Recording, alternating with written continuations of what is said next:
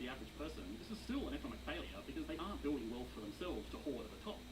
So, how did Iran go from one of the fastest growing economies in the world to the economic failure it is today? Will it ever be able to live up to its full economic potential? And finally, why might its leadership not want it to? Once we've done all of that, we can put Iran on the Economics Explained National Leaderboard. This episode of Economics Explained is sponsored by our patrons. Better with new benefits that you won't want to miss out on. For example, there is an economics that in 1979, after the Iranian Revolution deposed the monarchy and established the Islamic Republic of Iran. The revolution was quite a surprise to most of the world, largely because Iran was doing all right for itself before the conflict started. The economy was growing and people were becoming wealthier. There weren't any defeats in war or financial crises or any of the usual motivators for a revolution. Of course, as we try to make as clear as possible, as often as possible, our area of expertise is in the economics here at EE, not in the geopolitics. But it could have been a really interesting case study had the country not gone to war with Iraq just a year later. Between 1980 and 1988, the economy was fully dedicated to a conflict with its neighbour. Almost all of its industries were nationalised, and a new government went even further than that. The assets of Iranian citizens who didn't align themselves with the ideals of the government were confiscated and given to something called a bonyad, which were organisations that were established late in the rule of the Iranian monarchy and were kept by the new government after the revolution. Bonyads are independent trusts that, in theory, work to provide social services to the poorest people in Iran. In practice, they are huge organisations that run a large share of Iran's industry, get funding from the government, don't need to pay taxes, and don't even need to keep any financial records. They also directly report only to the supreme leader of Iran, which gives Iran's head of state direct control over organisations which contribute 20% of the country's output, employ 10% of its workforce, and can effectively do anything without leaving a trace. From the beginning, these bonyads just became tools of corruption. Most of the businesses they run are losing money, but that doesn't matter because they help to keep control over the population. If 10% of the workforce is directly dependent on these organisations, they are not going to speak out against the government that has unchecked control over them. At higher levels of influence, the bonyads can channel money towards officials through lucrative contracts and jobs that never even need to be reported. This is a good way to keep the Iranian elite happy with the current government. Bonyads can also be used as a threat to keep the few private businesses that exist in Iran in line. Since the businesses that the bonyads operate don't need to pay tax or even make money, they can easily outcompete private businesses in whatever industries they operate in. So if private businesses want to keep on making money, they need to keep the government happy. These operations have been terrible for the Iranian economy. Even outside of the wasted money and open corruption, it has made investment into Iran very unattractive because foreign investors will either be afraid of their investments being nationalised and claimed by the state, or outcompeted by bonyads that don't have to play by the same rules. This is a major problem for their economy because Iran needs investment to build out other industries besides fossil fuels. Today, oil accounts for 69% of its exports, and petrochemical products are another 20%. Behind that are fruits, nuts, and carpets, which are not going to make it an advanced economy. Other oil-rich countries in the region, even ones with similarly authoritarian governments, are trying as hard as they can to grow alternative industries by encouraging business activity from abroad. The UAE has developed massive cities and transport infrastructure to attract tourists and businesses from all over the world. Qatar spent billions of dollars hosting the World Cup to show off the progress it had made to varying degrees of success. And even Saudi Arabia, a country with its own geopolitical complications, is investing lots of money into mega projects that are probably dumb from an engineering and city planning point of view, but will help the country attract lots of businesses, all wanting to play a small part in what is really just a massive stimulus effort. Iran, on the other hand, is perfectly content to keep its anti-competitive bonyads in place, even though it will hurt its economy, because the decision-makers don't really care. The small group of Iranian elites that benefit from the absolute control the government has over the country are all wealthy enough for wider economic growth to not really matter. A lot of their families don't even live in the country, so the economy doesn't matter to them beyond how much money they can get out of the corrupt systems in place. A wealthier population has more capacity for political activism. A poor population is also less likely to demand higher wages from the state-run oil corporations and bonyads that contribute into their profits. There is little incentive to pursue economic development if it comes at the expense of the control of one of the biggest oil supplies in the world.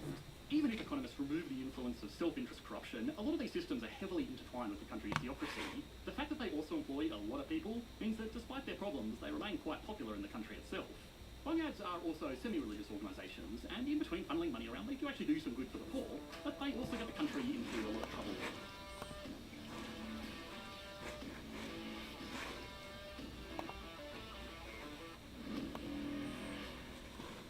I'm Daryl Jones, Director of Research at Agile. Welcome back for October 12th. Last day of the Investing Summit today, so hopefully you've got some of the interviews already or discussions already. Last year today, great conversation, great takeaways. Yeah, right in line with the discussions that we've had, Jonesy, on, in particular on inflation, where Ben Hunt in particular yesterday kept saying, hey, look, and he rattled off, I think, 4 or 5 different items on where and how inflation could surprise even us to the upside, which is obviously what just happened again today. Surprise, surprise, higher than expected CPI, even the government. And don't forget that these numbers, the government numbers aren't to be believed in terms of how they're constructed anyway. They essentially changed the calculation of CPI 10 times since 1995 or 6. And that's just to tell you that it's really never a problem. Of course, it's a huge problem. You can see that anywhere that you live or anywhere that you ask somebody about their cost of living. And today you get another sequential acceleration. So here's the chart on that. I mean, I called out this guy Waller. I'm going to make you famous, man. You keep lying to the American people or you keep lying to the world at large, yep, I'll make you famous. I don't know who this guy is. He's an unelected Fed head. I mean, we have so many of those that seek fame and fortune, I suppose. But the fact of the matter is that he said inflation has improved. The data's improved for the last 3 months. You see that green line there, Waller Bud? That just went up again. So see that the last 3 months, now we're going to go. This number was 3.7, actually 3.71 or 2%, and that's what it is. It's accelerating, and everybody knows that. I mean, it's not a secret. What we also know is that the narrative of Fed dovish speak is wholly and centrally set up to serve Wall Street. It's not for the people. I mean, are you kidding me? And for people that get upset with me saying that, you tell me how even on your own numbers, those numbers didn't just, again, beat expectations. They did. Okay, so bond yields go up, the dollar goes up, our position on that front is what it is. And if it's a spy monkey needing immediate retreat and the spies, get over yourself, all right? There's a lot of exit liquidity that was realized this week. There was a lot of flow. CTA's bought $18 billion worth of stock in the last 2 days. That really had a huge impact in the close yesterday. And that has nothing to do with the cycle. It has nothing to do with the fundamentals. We're trying to remind you every single day through the lens of the Tier 1 Alpha data and or our own that we have the flow versus the fundamentals. But if you stay with the fundamental cycle, the full investing cycle, you will realize that being long of quad 3 is your setup for not only this quarter but the next 2 quarters after that, and that we've already entered a U.S. recession here in the 4th quarter. Right? Top 3 things in the notebook this morning on interest rates themselves. How many more times do you need to do the dance? I mean, this isn't like some kind of like mucker dance. This is called you go to the low end of the range on bond yields, then you bounce. Okay, so I said it on the call. I'll say it again. Steiner reviewed the CPI numbers, and he said, okay, look, the 2-year yield went up 6 or 7 basis points, 10-year yield 5 or 6 basis points. And I'm like, I don't care if it goes up 2 basis points or 10 basis points. What matters is that A, the low end of the range was established and you bouncing there. B, it's still bullish trade and trend for the 2-year, and C, it's still bullish trade and trend for the 10-year. So what you do with that, point number 2 this morning, is make money. Okay? Like again, it'd be nice if it was 5 days down, and it will. I'm old enough to remember when it was down 8% from August on the July month in market. Now it's down to 4.6%. I'm sure, yeah, it's not working this week yet. It's like a full 8% against me. That's not going to break the bank at the Mucker House. No, but what's going to put money in the bank is staying with these rate sensitivity shorts that I was adding to yesterday. You saw that in real-time alerts through the lens of REXR, which is Rexford, one of the REITs that Simone absolutely nailed on the short side. And we remain short real estate. But those were really the 2 sectors, Jonesy, that yesterday, on the rumor that the CPI, not only did they have the estimate wrong, they had the rumor wrong. I mean, the rumor yesterday was that Wall Street had leaked a number, a lower CPI. So what happened was, if you believe that, what you would do in the equity space is buy beat-up rate sensitivity through the lens of utilities and for REITs. So again, I don't do that. I don't run around in fear of somebody knowing something that I don't know and or fear of my process. Now, I understand you, okay? I understand that you could and probably should believe that a government number was leaked to the elites, because that's what happens. But yesterday's number, unfortunately, wasn't leaked. So again, for them, if that's what they were trading on, it's good for me, right? And if utilities aren't down much on the open, I'm going to press that sucker, okay? It's been a phenomenal short, so we're going to stay with those, obviously. Point number 3, we're at overbuy anyway. Whether it's our longs or it's our shorts, Japan being the most glaring overbuy. If you love stocks, I mean, that's beating the living daylights out of Spy Monkey. I mean, spies were up, like, first of all, they were flat throughout the day. We got marked up into the close, but you up 0.4% for Spy Monkey? That's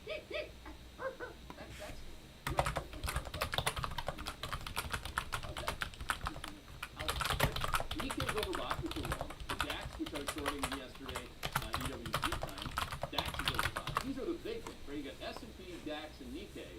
When they're all signaling immediate term trade overbought, the global equity market is immediate term trade overbought, as bond yields are oversold. Those are your top. It's good when it works out that way, right? Process driven as opposed to narratives. Pretty good, huh, Duncan? I like it. Process works. Yeah. And by the way, if you think I'm hawkish on just the reality of it all, watch my conversation with Daniel Booth on what Powell's going to do. Right? He's not cutting interest rates. No. The floor on interest rates is the low end of the range and you get it every single day. That's all you need to know. You also need to know that you can make a lot of money on that, right? You can put your money into a high yield, shorter term, short end of the curve, money market or not position. We got plenty of them, FDRXX, TFLO, T-bill, and I'm going to add more. That's how we get there. We're going to compound because we've preserved and protected. The Russell yesterday was, look at this. Before I get into the S&P 500, the Russell 2000 yesterday, was it up? Now that's not what CTAs chase, because a CTA wouldn't chase something that has absolutely no price momentum on any duration, right? The Russell yesterday was 0.2% down, right? That should be red, okay? That was down. In the, since we doubled down on the bear market, which was from August the 1st, August 1, the Russell 2000 is down 11.3%. The Russell 2000 is down since we went bearish on the cycle, which is November of 2021. That was the peak. The Russell is down 27.1%. What looks worse, that chart to a CTA or a theory? Let's do both. These are not bull markets. These are bullshit markets. Look at that Ethereum, Jonesy. That's hitting, actually Ethereum, interestingly, but not surprisingly, got marked up into the end of the last month as crypto usually does. But these are disasters. It is a certified disaster to be saying that that's a bull market. The Russell 2000 doesn't have 2,000 stocks, but it almost has 2,000 stocks. Just stay on that one more time. Just stay on it. Russell 2000. That is called a bear market bounce to a lower high. And if you look at every one of those three circles, and we didn't even get to the last one yesterday, you failed at it, you were down 0.2%. You have been paid to execute not only with our process, but against your emotion and against the bullshit narrative of a bull market by the old wall. That's it, okay?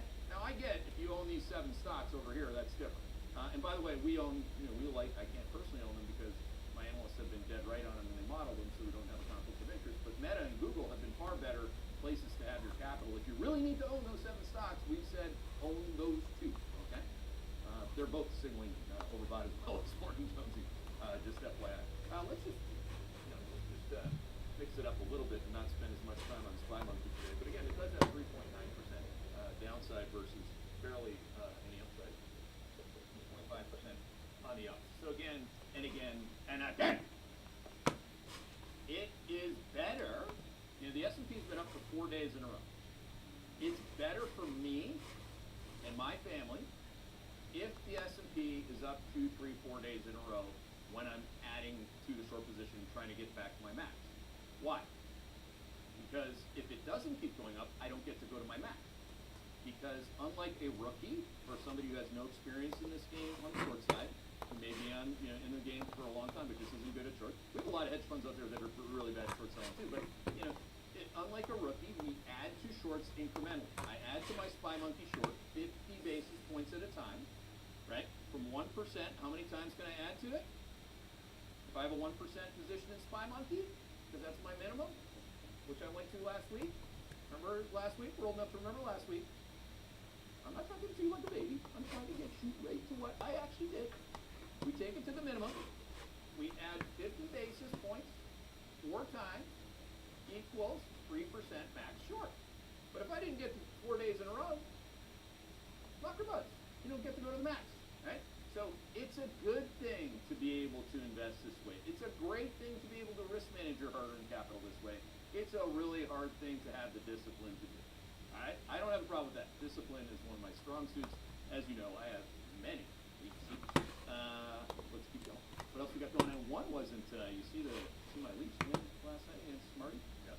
Good game. That was a good game, actually. Good game. Good fight. Who got the tilt? I didn't see that. Reeves and Wi-Fi. Reeves. Easy. Arbor. Easy. Arbor and Reeves. Who won it? Did you watch it? Probably the young guy, Arbor. Really?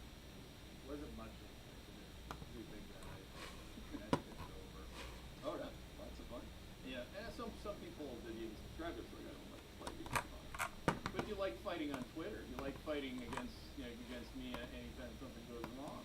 That fighting, the reason why people fight in hockey is because they want to have some accountability. Like if you go up to Connor Bedard, who's like my height and skinnier, and you like two-hand him across the wrist with a titanium bar in your hand, you're gonna have to deal with that. Like Waller, you're lucky you don't play hockey. Yeah, I'm talking to you. I'm saying it was. Yeah, but who was jacking up Bedard last night? What's Go that? Bees. Who was jacking up Bedard? Marchand was giving him the business. The little welcome to the NHL. I didn't see that. I mean, but he did get his first goal. Bedard got his first goal, but Bruce got the W. 3-1, right? Yes, indeed. Yes, indeed. It's mildly annoying that you're now chiming in as a Bruins fan. Yeah. Just to annoy you. We can do the Pats thing, but Bruins. We're gonna have a little chat after this. All right. Reload is the point that we're going to go at. Volume again. This rally had no volume. It had a lot of systematic chasing because that's what CPA's systematic people do. That's not fundamental. Stay with the fundamental. We're using the fundamental and the flow. We're right at the flip line. I know everyone wants to call it neutral. I think it's still bearish if you stay below the flip line. That's my definition. I mean, why would it be neutral if you're not above the line? I mean, I saw that you got towards the flip line, but you're not closing above the flip line. Okay? So I think that this is a real good debate. Now, what happens with a lot of people out there is that they want to define what happened with the rally is, okay, it's always explainable. I don't really care about that, and neither does Tier 1 Alpha. What I care about is the next play, okay? And I can tell you right now that if the S&P 500 is down 0.25, 0.5%, it failed at the flip line, okay? And dealer gamma remains negative, and that CTA buying needs to get unwound. So again, lots going on there to be paying attention to, especially over the course of the last 2 days, which surprised some people, but again, allowed us to get to our max. I'm currently, by the way, minus 13.7% net short. So while you're doing that, you'll notice that yesterday in the morning, even in between, the hedge eye investments, it's harder for me to trade my book and run the summit. So again, that's just the deal. Minus 13.7% net short book. You'll notice that I was booking some gains in some single stock shorts, down whatever 1, 2, 3%. And believe me, those are called alpha days in a long short book. And if you're one of the billionaires in the world that's created a hedge fund, you know that. It's just people that are coming to us from the Motley Tool may not know, but I mean that's good. Okay, in an up market when your shorts are down 1, 2, 3%. That's a good thing. What else we got going on for you this morning? 1 month price momentum. So again, Tier 1 Alpha talked about this too. 1 month price momentum at last week's lows when I went to 0 shorts and I was net long. Okay, on October the 5th on the open. That you have 5%, 5 or 6% of stocks have 1 month price momentum. It's like basically an all-time low of the modern era. Now it's 50. Oh, well, what if it goes back to 30? It's not like July. This is not July. This is a big low rock. Okay, and that rhymes. What else we got going on for you this morning? Already talked about Asia, overbought on Japan, overbought on China too, overbought on Hong Kong, EWH, and overbought on the Kospi. Bloody well, everything is immediate term trade overbought. Favorite things to short in Europe this morning would be, again, I shorted Austria, EWO into the close yesterday. I'll be adding GREK most likely today if I get that. It's up like the underlying. What happens, like in Athens, for example, Greek stocks are up over 2%, but they were earlier this morning. I doubt they are up now. But my doubts, I like my doubt to be undoubted or whatever. I just want to short it. Okay, so I want it at the top end of the range. So if for those of you out there who have friends who really need to be long Greece from here, cool. We want to take the other side of that in as much as we did the European currency, adding to that short on strength, and again adding to our dollar position. My dollar position's at its highest. That's another thing that we got. I didn't just get this opportunity in SPY. I got to load up. I was buying another 100 basis points of dollars for 2 days in a row. I got to do that. Not 50 basis points, 100. Yeah, that's good. That's good execution. If you did it that way, and I know a lot of you are getting better at it, some of you are awesome at it. You're better than me at it. That's how you run the book. Okay, buying dollars was the play, and we're going to get paid on that. My family will be, and I'm sure will be as well. I put it in real-time alerts. You know, you're real close to when that happens. You people. What else we got going on for you this morning? Oil's up, but it's not above trade. So again, it's bullish trend, bearish trade. So it's lost some trade momentum. Top end of the range, you should have noticed, has gone down. Mr. Waller, hello, Waller. And then you got my friend should know this. Wallerstein, Waller, Wall Street Journal. You know, it's like, dude, like get WikiLeaks. Wallerstein, go over to WikiLeaks and say, you don't want Bucker on your ass. No, but I just went there. Waller, yeah, we're there. WikiLeaks, we're there. You can see WikiLeaks, Nicky Tamaros, or whatever his name is. His only relevance is to be the puppet, you know, the Muppet for the Fed. He's out there and he's like, oh, lowering inflation numbers. What the fuck are you talking about? I mean, now you started to talk about 6-month annualized inflation. Why don't you go out, leave your office there, leave the weenie bin at the Wall Street Journal. Get out of there. Go, Nick, go ask somebody on the street in New York about inflation. Okay? Or just look at the bloody number this morning, which is an even better thing where you don't have to leave the weenie bin. What else we got going on for you this morning other than a lot of old wallers? I think that's good. That's fun. You see palm oil and rubber this morning, Nick? How about you, Waller? There it is. We're seeing an improvement. Bond yields. Here's another news. Nancy Davis, I'm back. Eyeball, bought it yesterday. So the way to think about that position, eyeball, which is IBOO. So I am, at this stage, as you're actually entering the recession, you get less inversion. Okay, so that's the position for now. You go from the most deeply inverted yield curve, you know, which is obviously the leading indicator for the spending for the recession inverted enter. And then as more people figure it out, the curve gets a bear steep.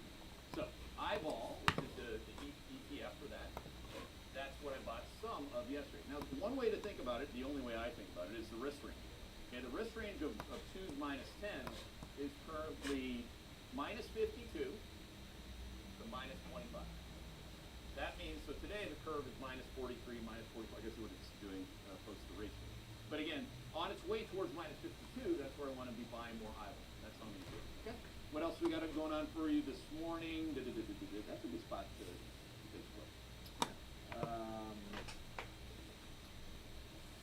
So Ryan from Ohio, yesterday you mentioned the ball in the water analogy and 1 month realized lows, which was 3 months realized. With the ball not being on the water, it's now higher than the 2 months ago. How do you view this? Is the probability increase with VIX going higher faster? Yeah, so if you can show, can we pop the Tier 1 Alpha chart on 1 month versus 3 month vol? Thank you. So again, you can see this historically. Who asked the question? Ryan from Ohio. Ryan from Ohio. Macro pro sub or just just a generally good play? Okay, so Ryan, take a gander at this. You see this, we're looking at the blue line. Right? So, we might have to use a little electric yellow. Imagine you're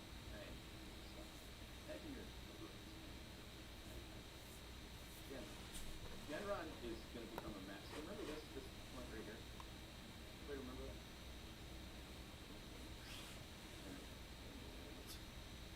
What did stop do when that happened? Big break. That was phase 1 of the bear market, but this is the only firm on the planet that called it from being bullish right from that point. Remember that? I remember. I'll remember for the rest of my life. My family will too. It's in the account. And again, this is when Wall Street started begging for the Fed to cut rates. They took Fed fund futures down to, when do we need rate cut now? We're entering a recession. Then everybody got wholesale, obviously, along of that idea. But the whole point is that we've just seen this. Where do you think that's going next? If 100% of the time when you enter a recession, the VIX doesn't go to 20, it goes to 30. This is about the easiest thing for me to accept until it changes. And if it doesn't, I continue to say it's the easiest thing to accept. This is not going to stop here or here. Okay? Can you see up here? You know, or here? Actually, if you go there, maybe somewhere. Get holy moly Mike Santilli. Sorry, I'm sure he's got the answer. That feels like quote, kind of sort of sounds like no. That's a major call out. Thank you for making it. Okay, Jerry, University of Oklahoma. Nice. Coach, follow long enough to know that I might get a tough love reply. But with Fed 2% inflation likely being higher for the future, do you believe this will act as a tailwind to equities 5-year time frame with some negative real econometrics will become money printing equity valuations. Boomer sooner. That is a lot. Might be overthinking things. There's a lot in there from Oklahoma. I do appreciate, I'm not gonna rail on students. Students here to learn, right? If you're watching the macro show for the 3-year outlook with some valuation overlay, dude, I'm not your sugar daddy. No. What we're trying to do, what's his first name? Jerry. What we're trying to do every day is we're trying to notice the particular thing at this point in cycle time that is actually happening. We're not looking out beyond 3 years. In fact, my process, when you look at it, is defined as 3 years or less. So if you go to slide 9, you can see, Jerry, we have trades, immediate term trades. We have intermediate term and developing trends. I think that's what's going on here. Don't forget that this started in August and it's October. So that would be 3 months or more. And then we have 3 years or less. So slide 9, can I write on that quickly? But I shouldn't have to because you're a student. So if you're smart enough to ask all that stuff, which a lot of it's irrelevant, you should get to what's relevant. You should go to your professor, Jerry, and say, well, head guy says that you should use 3 years or less and then contextualize the immediate term within the immediate term within the intermediate term so that you can understand tail risk, like inside of 3 years. Because it really would take an academic to have a view 3 to 5 years if it's something from a macro data and or markets, risk managing markets perspective. That's just not the way the world works, okay? It might work that way in a textbook, but the way that it works, according to me, because this is the entirety of the process, is it needs to be multi-duration, trades, trends, and tails, and that never assumes anything beyond 3 years. All right, Andrew from Ireland. We actually talked about this at dinner the other night. How do analysts project 12% earnings growth next year, but the consensus for the next 3 quarters of GDP quarter-over-quarter is near zero growth, with inflation remaining stagnant? It's old wall magic. Spreadsheet magic. You ever see that Use This Magic commercial on Redmond? And then, I don't know. That's like the old wall has 100% of the time. Again, go back to my chart there. You should be old enough to remember when earnings peaked in 2021. That was the peak, and maybe we'll show you a chart on that coming up. But again, the rate of change of earnings growth peaked when the cycle peaked, right, in 2021. So now the rate of change of earnings growth is negative. Anybody who's assuming, and I heard Danny Greenhouse was like, well, it's not about getting the numbers right. It's about whether or not earnings are, if they're up 6 or up 2, that's still up. It's like, well, Danny, what if they're down 5 to 10? What if they're down 25? I mean, it's just not where he's at, right? I mean, that's where the soft landing, rainbows and puppy dogs, everything's fine community lives, is in this up 10 to 12% earnings, right? If up 10 to 12% earnings happens in the first half of 2024, I've made this threat many times in the last 15 years, Danny. I will shave my head bald. And I've never had to, because I always get it right when I go to that one. Because I always go to the most least, that's the least likely thing to happen. 10 to 12% earnings growth. All right, James Baker, this is more of a clarification. Coach, I'm having trouble with some terminology. When you say the signal, what signal is it? Is it a trade, trend, or sales signal, combo, or something else? I know the signal is important. Knowing how to use the tools is important to having, and also thanks for the blunt honesty of notes. These students are going to learn. So the volatility adjusted signaling process, has 3 durations, and it has 3 factors. Here are the 3 durations, and then the 3 factors are price, volume, volatility. If all you learn at the University of Oklahoma or in Tuscaloosa, we're not going to take a bias on anything. If all you learn about what the signal is that, you can say to yourself, you might as well just leave school now, right? Especially if you got a mom or a dad with a pot. Just start running the pot, okay? And you'll do better than wandering around in academia trying to figure out, what some dude Waller is going to say. Waller, by the way, back to Waller. He's getting enough airtime, right? This guy Waller. He is like out of central casting of the establishment. He He's like an old wall white guy from academic. It's like all these people they have all these thoughts other than having one. They don't have one time stamp. Like it's like all of you out there that still buy into this bullshit, which is not people to pay for this kind of thing. Would you ever allow a doctor to operate on you and or your children that has never operated on anybody? Hey, I read some books. I mean, what the? Seriously? Jonesy, I gotta go. We got All the right, first we're going to one. wrap up there. First interviews at 10 a.m. Hopefully you can join for that. Thanks, everybody.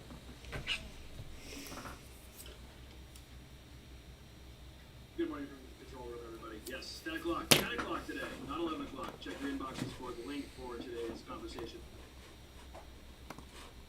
As well. Because a lot of these organisations have very little oversight and limited clearance amongst their top ranks, they have time and time again been caught financing internationally targeted military missions. And that leads us on to the external forces holding back the Iranian economy: sanctions. Sanctions are economic restrictions placed on trade and financial flows to countries or organisations for political, military and social reasons. It's the motivation that really differentiates sanctions from regular trade restrictions. There are lots of trade restrictions between Australia and the USA, but they are some of the closest allies in the world, both militarily and economically. Australia still imposes trade restrictions on the USA because it wants to protect its local industries and because some of the products made over there don't comply with local regulations. And the US has trade restrictions on Australia for the same reasons.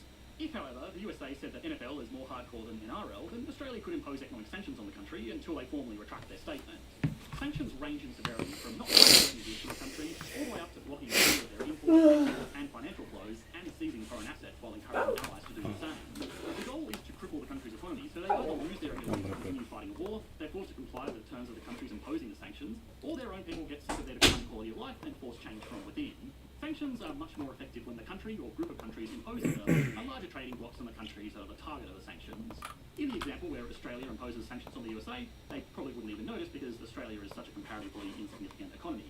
But if the USA imposed sanctions on Australia, then it would probably cripple our economy. Sanctions from the US tend to be a lot scarier for the targeted country. They can block access to payment networks and render foreign reserves practically useless because they control the world's reserve currency. The USA also has a lot of influence over other countries that follow its guidance on sanctions to implement their own. This is what happened with the Russian invasion of Ukraine. Today, Russian companies, Russian individuals, and Russia itself is sanctioned by dozens of countries. Iran has also been the victim of varying degrees of sanctions pushed by the USA, basically since the beginning of the new government following the revolution of 1979. 7 months after the establishment of a new state, the Iranian hostage crisis unfolded where 52 US and Canadian diplomats and citizens were captured after the embassy in Tehran was taken over. In response to this aggression, the state was placed under a trade embargo and $8.1 billion worth of foreign assets were seized. The sanctions were an effective tool because lifting them was a key part of the negotiations that eventually got the hostages freed 444 days after they were first captured. Since then, Iran has had sanctions lifted and placed back on it too many times to list. But the general trend is that the country has become more and more cut off from the West as time goes on. Iran continues to attract sanctions because organisations, like the Bonyads, continue to provide funding and support to internationally restricted goods. The government has also broken agreements with the West over the development of nuclear weapons and ballistic missiles, and select individuals and groups in the country have been selectively targeted for human rights abuses. Again, on this channel, we focus on the economics, not the geopolitics. So we're not going to get into the debate of if these sanctions were justified, but what isn't up for debate is how they have effectively ruined any chance of the Iranian economy ever living up to its full potential. Before the Russian invasion of Ukraine, Iran was the most heavily sanctioned country in the world, beating out even North Korea. Sanctions have had a profound effect on the Iranian economy. Its output figures almost tell the story of sanctions being eased and heightened over time as industries in the country are allowed to grow, only to be cut off from the outside world over and over again. A large part of what has made the modern world so wealthy today is global trade and the exchange of knowledge and technology. Allowing countries to specialise in what they do best and giving them access to modern equipment without requiring them to build it from scratch has made everybody on average much richer. Getting cut off from this exchange will eventually push a country back to running its economy like it's the 1920s. A lot of debate has been had about the effectiveness of sanctions in countries like Russia, but purely from the perspective of how much economic damage they do, it's clear by looking at countries like Iran that they do work, especially over a long enough time period. The most disappointing part of all this is that Iran could be a true economic superpower. In 2012, Iran had a GDP of $644 billion, which was almost 6 times what it was a decade prior. Now, a decade on, its GDP is half that because of all the problems we've explored in this video. But with proper economic management, there is no reason that it wouldn't have kept growing at that rate for a long time. Between 2000 and 2012, it was still sanctioned by the West, but the controls were slowly easing in exchange for agreements around nuclear development and other oversights. Business was developing, but it still had challenges, primarily from corruption and inefficient banking system and unfair competition from state-owned companies and bonyads. Labour workforce more effectively, but even still, more than half of the potential workforce was massively underrepresented because it's extremely hard for women to get a job in Iran.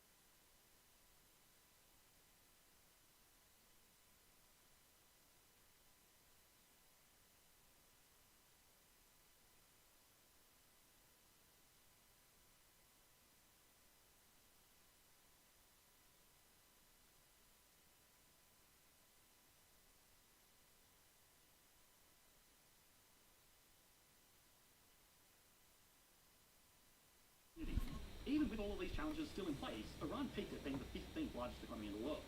It's now number 41. Its natural resource wealth, combined with a talented young workforce and the desire from investors all over the world to build out its economy, means that it could easily have a per capita output in line with regional peers like the UAE or Qatar. Given that it's a much larger and more populous economy overall, if it was able to achieve that level of output on an individual level, it could have a GDP as high as $5 or $6 trillion. What economic success looks like really depends on who is making the decisions. In most countries, more output means more prosperity for everyone, more jobs, more goods and services. The push for endless growth has its problems, but everybody sharing in a larger economic pie is normally a good thing overall. Economic success to the leaders of authoritarian regimes doesn't take much account of the average person's quality of life. Economic success to them is maintaining the status quo and making their people better off and sometimes even run counter to that goal. Okay, now it's time to put Iran on the Economics Explained national leaderboard. Starting as always with size. As mentioned, Iran has a GDP of $360 billion US, currently making it the 41st largest economy in the world. It has all of the factors of production to make it much larger, but for now it gets a 6 out of 10. That underwhelming GDP is spread out over a population of 86 million people, making it the 17th most populous country in the world. It also means each individual only contributes $4,091 of total output, less than half the global average. Despite all its advantages, it's one of the poorest countries in the world and gets a 2 out of 10. Stability and confidence is obviously terrible. The country is continuously the target of sanctions, and any investments that can be made in Iran are just as likely to get seized or outcompeted by a semi-government entity that doesn't have to play by the same rules as everyone else. Iran is also heavily reliant on its natural resource wealth and has done basically nothing to diversify its national revenues. The country gets a 1 out of 10. The only way it could score lower is if it was actively engaged in a civil or territorial war. Growth has also been disappointing. From the beginning of the new millennium up until 2012, Iran was one of the fastest growing economies in the world. But since then, it's regressed, and it's now half the size it was a decade ago. It gets a 0 out of 10. Finally, industry. Due to sanctions, bonyads, and an overall poor business environment, it's very hard for any companies to operate effectively in Iran. The country does have a large service sector, but that doesn't mean much by itself when it's still ultimately dependent on selling oil and other natural resources. Fortunately, if there was any country that could get away with relying on natural resource wealth, it would be Iran because it has so much of it. So the country gets a 5 out of 10. Altogether, that gives Iran an average score of 2.8 out of 10, which puts it all the way down here on the Economics Explained national leaderboard. Check out the video linked on screen next, or if you prefer to listen to these videos, we make all of them, as well as full interviews with world-class economists, available on our Spotify page. Thanks for watching, mate. Bye.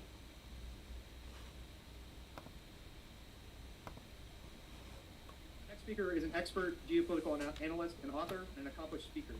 He analyzes geography, demographics, global politics, and strategy to understand how place impacts financial, economic, cultural, political, and military developments. Ladies and gentlemen, please welcome Mr. Peter Zion.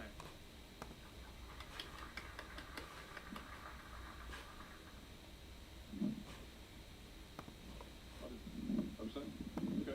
Hey everybody, short version. General Miley's right. The ad. Here it is.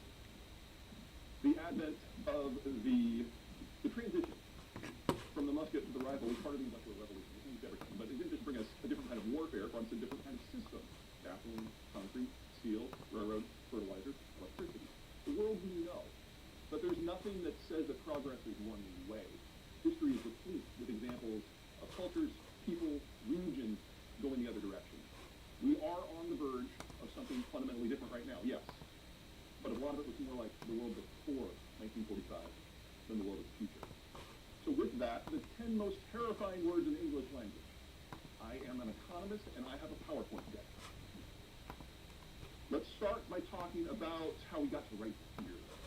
This graphic this is my life. First the flag. At the end of World War II, we changed the world order. Everything about it. It used to be we had sequestered imperial systems that would trade only within their own networks. Because if somebody flew a war, even if you weren't invited, it could disrupt your supply chain. So you kept everything in-house. You fought to keep it in-house and expand your house. That eventually culminated in World War II, which tore the entire system down. So we, at the end of the war, changed everything. We used our navy to patrol the global ocean so that anyone could go anywhere at any time, participate in any supply chain, access any raw material, build any product, sell into any market, and none of it would any longer require a military escort.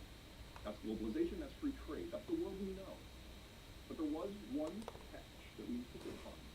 You had to line up, shoulder to shoulder, not behind us, not with us, in front of us, to absorb the ammo that might come in from the Soviet Union. We thrived up in line to fight the Cold War. And it worked. But the Cold War ended 30 years ago. And in the last 8 presidential elections, we chose the guy who had no interest in maintaining that system. The one exception is this most recent election where the globalists didn't even have a horse in the race. That's not an aberration. That's a fact. Culturally, the Americans are done. That's piece one. Piece two are these graphics. Now, these are demographic profiles. Children at the bottom, young adults, mature adults, retirees at the top, men on one side, women on the other. Mortality tends to build into a pyramid. Now, this is Canada in 1965, and this is what most of the world looked like until then. Lots of children, few retirees. And that shapes the economic model that a country can use. Because when you have a lot of people down here, it's all about what you buy. You're raising kids, you're going to college, you're buying cars and homes. Very consumption heavy. But young workers are relatively unskilled. They can't produce enough to sustain their consumption habits. So it's low capital because all the money comes from the mature adults. It's high consumption. They tend to import to make up the difference. But the Industrial Revolution, remember, after World War II, global stability meant that everyone could play. People moved off the farm. People moved into town. On the farm, kids are free labor. They're a source of money. When you live in town, especially if you're in an apartment or a condo, kids are just really loud, annoying pieces of furniture that take money. So you have two around. You play that forward 60 years, and you get something more like Canada today. Not a lot of young people, not a lot of consumption, not a lot of unskilled workers. But a big bulge here in the 50s and early 60s. Folks that literally have decades of work experience. Very productive, very high value added, but with not a lot of people to sell to. So, consumption, investment, government debt, government surplus, importer, exporter. The whole world has gone from this to this. Here are a number of major economies in years in fact. Kind of right in the middle of the heyday of globalization. In 1985, when it became apparent that big pot was going to stick, until 2015, that was the perfect moment for all of us. Because we had a balance of countries that were consumption-driven and importers, and countries that were export-driven and investors. And the United States was holding up the ceiling for everyone, and the Cold War was over. It was perfect. But 20 years later, we are all 20 years older, and I know what you're thinking, that's fake news, but no, that's how math works. Here's where we are now.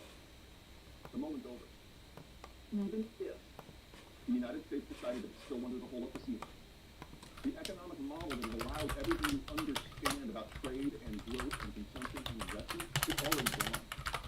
It's not coming back. There's your Newton words. The world you understand is gone. It is not returning.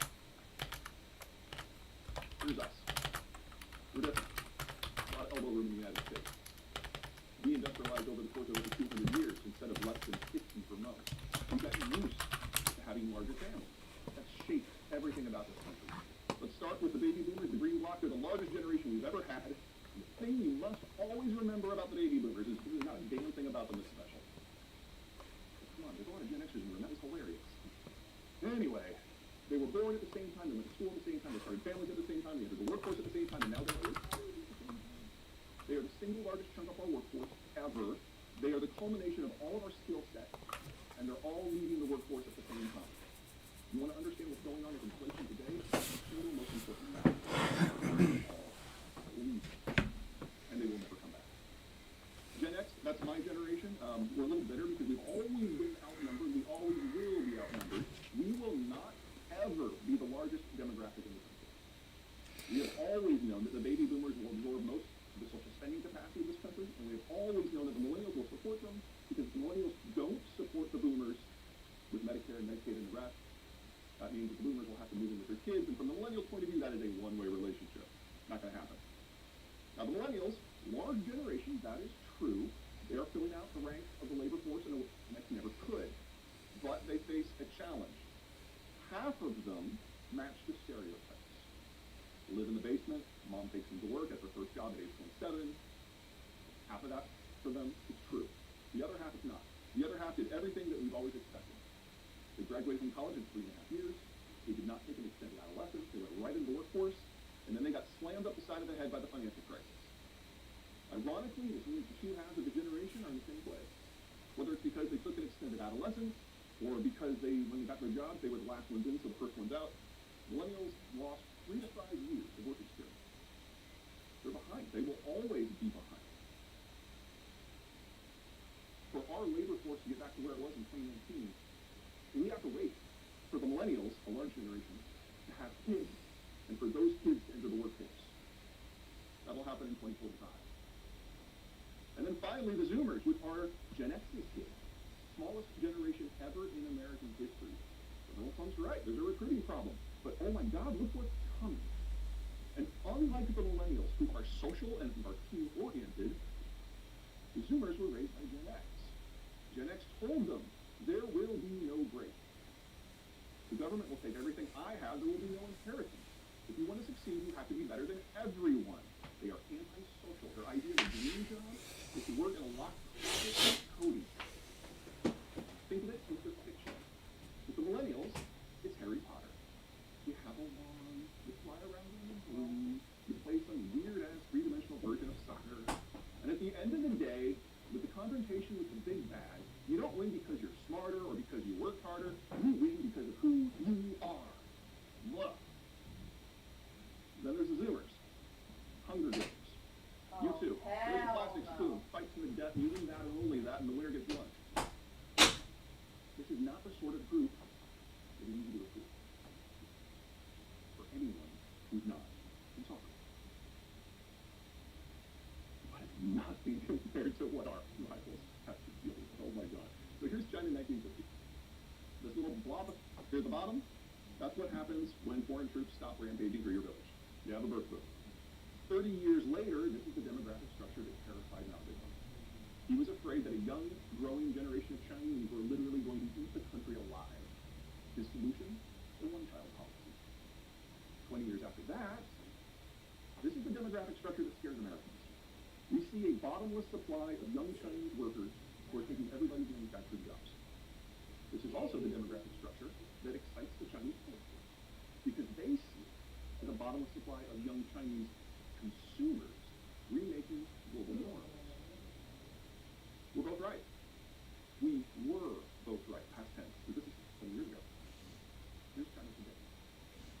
Now this is according to data from January of 2020. At that point, China was already the fastest aging society in human history, and it was aging towards oblivion at a rate we couldn't even consider possible until 10 years ago. According to this data, China by the year 2100 will have less than half the population it has today. Since then, the Chinese have started releasing bits and pieces out of their 10-year census. They now believe that they've overcounted their population in excess of 100 million people. The best guess that we have from what they have chosen to share is the yellow bars don't even exist. If this is true, China's population will drop by half by 2050.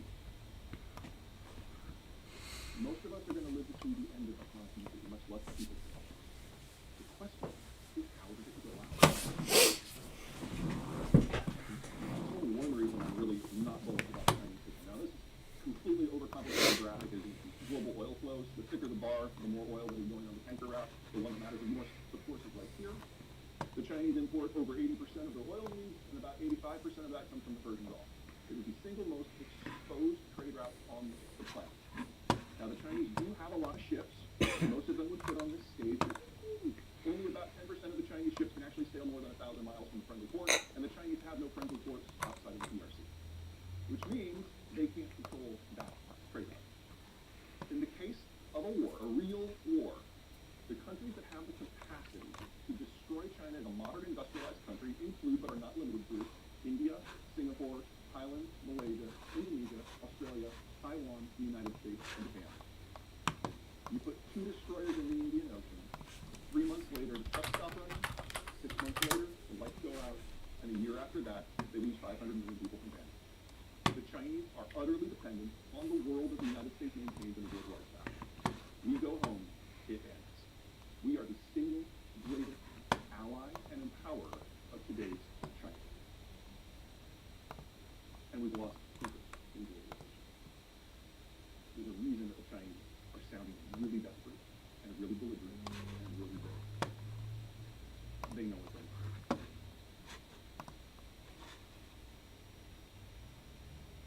Give you an idea of just how vulnerable. The Aussies, great friends, great allies, right?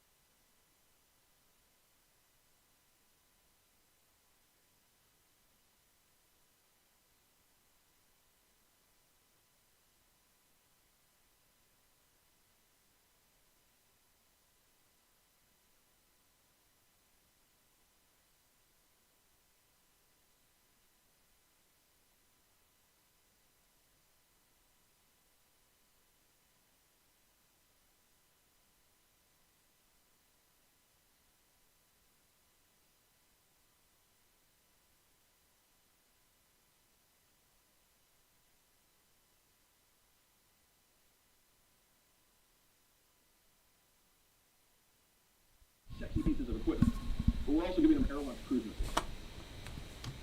Maximum range of the existing Australian fighter bomber fleet with these cruise missiles can reach here. If they just launch them from their own terrestrial airspace, it reaches here. It reaches straight in the launch. The Australians, country of 30 million people, can now bring China to a peace. That's how vulnerable we are. So, China has gotten interesting from my point of view. Chairman Xi has consolidated power unto his person to a degree that not even Mao attempted. It is a full cult of personality. He has executed or exiled or intimidated into silence everyone in the country who is capable of an independent opinion. And he has shot the messenger, sometimes literally, so many times that no one wants to bring him bad news. He kind of combines the worst characteristics of Barack Obama and Donald Trump. Barack Obama refused to let anyone into the White House who disagreed with him. He didn't want to hear news that he didn't want to hear. And Donald Trump, if you can get in a meeting with him, he will talk about anything except the topic at hand. Do you guys remember when power outages started in China last May? At one point, over a third of the country was experiencing rolling blackouts. They still haven't stopped. Best guess is that Chairman Xi was not aware of it until September. We didn't get a policy adjustment until November. No one wants to tell him bad news. This is not how a functional country works. We also know from countries like Chile and the UAE who have used the Chinese vaccine is that it's crap. It doesn't work against Alpha, much less Delta, much less Omicron. So China can never move away from a zero tolerance strategy because the healthcare impact upon the population would be crushing. Until such time that they say, oh yeah, we're going to bring in 3 billion doses from the United States, and you think that's going to happen this year, or next year, or ever, they're stuck. And so we're seeing increasingly frequent lockdowns because Omicron is simply too contagious for a zero tolerance system to work. China is inadvertently breaking itself away from global manufacturing. And with a population that is physically incapable of mass consumption, exports are the only game in town. So if the Chinese system can't guarantee demographic survival or financial stability or an export market or even basic health, what's left? Food. For those of you who watch agriculture, which is probably nobody, this is a nice little shot from 2019. The Chinese are experiencing an outbreak of what is called African swine fever. It's kind of the pig equivalent of Ebola. It's really nasty. They culled over 2/3 of their herd. Pork plays a role in Chinese culture equivalent to hamburgers and steak and chicken and bacon and fish in this country. It is the protein everyone goes for. The Chinese swine herd is bigger than the rest of the world's combined, and they culled more pigs in China in the last 3 years than exist on every commercial farm in the rest of the world combined. They are now attempting to rebuild the herd because this is all they have left. And if you are going to raise 100 million pigs, you've got to feed them a lot quickly. So the Chinese are buying up every scrap of food they can find anywhere on the planet, even if it isn't normally designed for pigs. So they're buying broken rice out of India, they're buying high-grade baguette meat out of France, everything. You're like, oh great, now he's talking about agronomics. The only other thing the Chinese care about besides the pigs is rice. They know that they're a food unstable country, and they are terrified that the bottom's falling out of that too. So they have recently criminalized the export of phosphate-based fertilizers. Hold on to that, phosphate-based fertilizers. We'll come back to that. Energy investment. 2015 was the heyday. This is all oil and all natural gas investment globally. Less than half of what it used to be. Back in 2015, a narrative took place in London, in Tokyo, and Wall Street that fossil fuels are dying. Why would you invest in an industry that is dying? The future is EVs and solar and wind. Now, there's a discussion to be had about green tech and its viability. But your average oil or natural gas well takes 3 to 8 years to bring online. You cut investment by 60%, the pipeline of new projects collapses. If that number was flipped today, the soonest you would expect the energy inflation the world is experiencing right now to fix itself is 2025, assuming nothing else goes wrong. But it's not true everywhere. This is a checkbook map. Everyone who has a job there can pay their power bill. Here are the world's conventional oil and natural gas basins. You'll notice that there's almost no overlap between the lights and the green. Much of our global geopolitical and strategic angst of the last 70 years has been about bringing the oil from where it's produced to where it's used, from the dark to the light. And click one more time, I'm going to show you where the global shale basins are. Pay particular attention to Saudi Arabia and North America. There are a number of reasons why shale energy is transformative. But for you guys, the most important one is that it's produced not just here, but the parts of here where people live. The transport of oil in the shale world is not a problem for North America. For everyone else it's here. There's also a little quirk about shale wells that they don't take 3 to 8 years to develop. They take 3 to 8 weeks. So while everyone else is looking at a macroeconomic picture of energy shortage for a minimum of another 3 years, here it's already fixed itself. We've already seen prices come down in many sectors because once you start drilling, within a couple of months, it's already in the system. So probably by April, from our point of view, energy inflation will be in our past.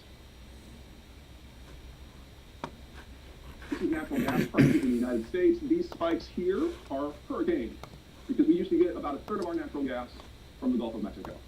But one of the beautiful things about shale wells is they are all onshore. And when we got to 2009, 2/3 of the natural gas production in this country was coming from shale. We didn't have another hurricane bump. This little hiccup right here near the end, you guys remember last year, Texas freeze? Texas does not do well with coal. That's what that did. Here's the energy inflation that we all seem to be freaking out about right now. We've gone from $3 to $6. Yes, that's technically a doubling. But because of shale, it's already being addressed. But here's Europe and Asia. Oops, that's low. Minimum 3 years before this fixes itself for them. Minimum. The Chinese have blocked the export of all phosphate fertilizer. They were the world's largest supplier. All of the world's nitrogen fertilizer is synthesized from natural gas. So, phosphate, weekend. Natural gas, or nitrogen, expensive. Hang on to both of those. Let's talk about the Russians.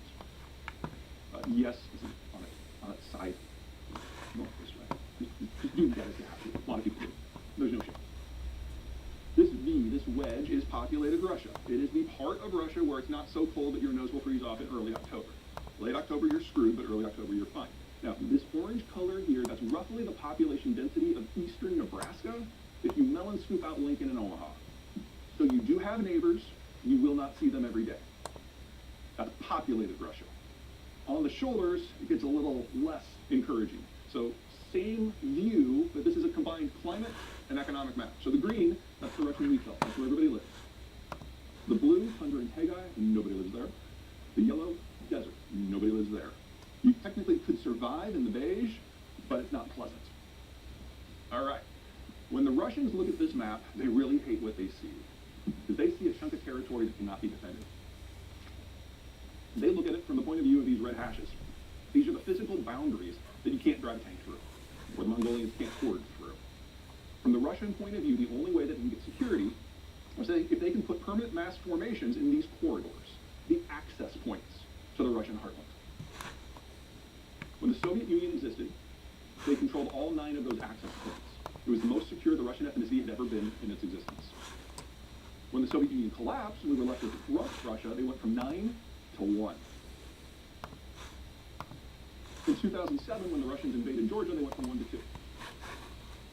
In 2014, when they took Crimea, they went from 2 to 3. Last year, with the Second Nagorno-Karabakh War, with the new troops that are there, they went from 3 to 4. They're hoping that the situation in Kazakhstan will stabilize to their benefit, which would take them from 4 to 5. And if they can take Ukraine in its entirety, they would go from 5 to 7. There's a method to the madness. Also means that the Russians can't stop. Catherine the Great said, the only way that Russia can protect her borders is to expand. They're not making that up. Does that mean they're going to do it this time around? I have no idea. This is hardly the first time since 2014 that the Russians have chosen to put 100,000 troops on Ukraine's borders to dick with them. Could be, but there's nothing to guarantee it. The reason that they haven't moved is because time is really not on their side. Oh yeah, do we have anyone from Texas? Yeah. It's not as big as you think. Time is not on their side. This is the Russian demography, and we're assuming here that the Russians are not lying about the numbers, and they lie about all their numbers. So, this bulge down here probably is not as big as it looks, because back in 2014, they just found 8 million children that they didn't have in the previous year's census. So, but here's the part that really matters. This is the generation that was born in the 1990s and early 2000s. The Cold War collapse. That's draftable age.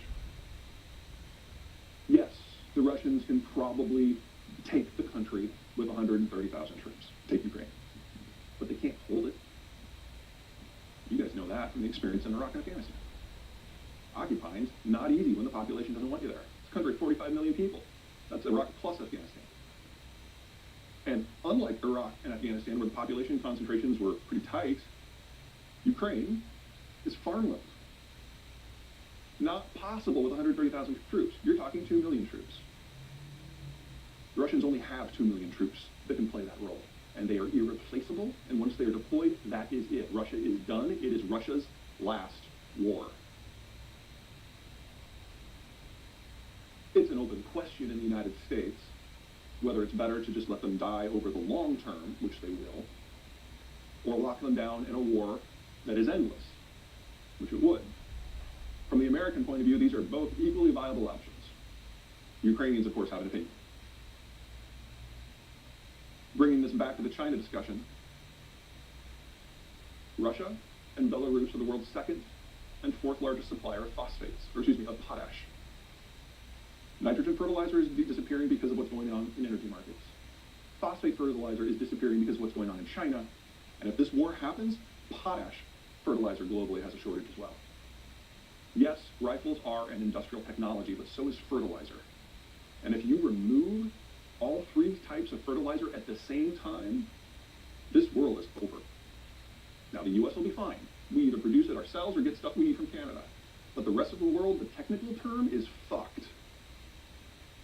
So let's talk about where it hurts most. Here's Africa in 1950. This is a crop concentration map. The pink and the blue are areas where roughly 1/3 or less of the land is under cultivation. And in a pre-industrial system, this is what you would expect. We don't have this experience in the American Midwest. Our land is too good.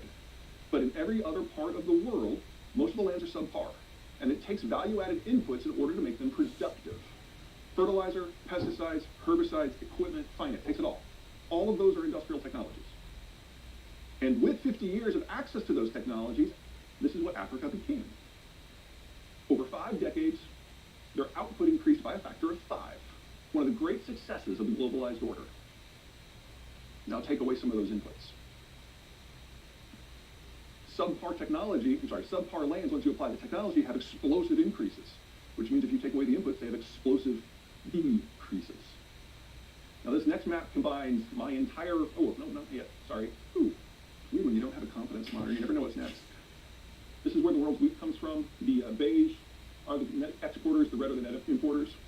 The reason I'm putting this up is because of the Russians. The last time the Russians mucked with export markets for wheat and imports, it was 2010. They had a very dry season in Siberia and a lot of the wheat fields burned. On top of the previous year where it had been a wet year and they had locusts, and Russia's very good at plagues. Anyway, in 2010 they had export restrictions that had the net effect, by removing a certain percentage of global production from the market, of doubling wheat prices globally. It tripled in the countries where they were usually the primary supplier, particularly the Middle East. We know the outcome of that at the Arab Spring. And that's nothing compared to the scale of what we're seeing already this year. In fact, even if things with China and Russia and energy went away today, it's probably too late to get the fertilizer created, processed, and distributed before planting season in the Northern Hemisphere. This is a list of the wars in Europe that erupted, that impacted food production and distribution. The Eastern Hemisphere agricultural zones are, as a rule, subpar, and when you mess up the input stream, things get nasty fast. Here's a list for the same time frame for North America. The Midwest is not normal. It rains. It's on a water network for distribution. Nobody else can do that. So yeah, we're looking at a turning of history. But it's turning back. This is my favorite map of all times. This takes everything that I do in manufacturing and military strategy and energy and agronomics and puts it in one graphic. The countries in the blue in a deglobalized world are the ones that rule the future. They've got everything that they need locally. They're going to do very, very well. They will try to screw it up. They will fail. The green, looking pretty good, more or less where they are now. Yellow and brown is where things fall apart. Now, the yellows have something going for them. Maybe they're self-sufficient in food or energy, or they have a particularly unified population that doesn't mind a few hardships here and there. They'll suffer through. The browns can't. The browns are utterly dependent upon the shape of the world as it is today, as it is maintained by the Americans, and they lack the capacity to impose a replacement system even in their own neighborhoods. And then the reds are the failed states, so if you don't know their names, don't bother learning them. I am not worried about managing or repulsing the Chinese or Russian war of expansion. The Chinese or the Russians move, it's their end. And part of me is kind of looking forward. I am worried about managing wars of collapse and wars of after effects as these major powers that have thrived in recent decades because of the American strategic overwatch, because they collapse under their own weight and leave gaping holes in the map. That's my concern. And for you guys, I would be looking for your next conflict, maybe a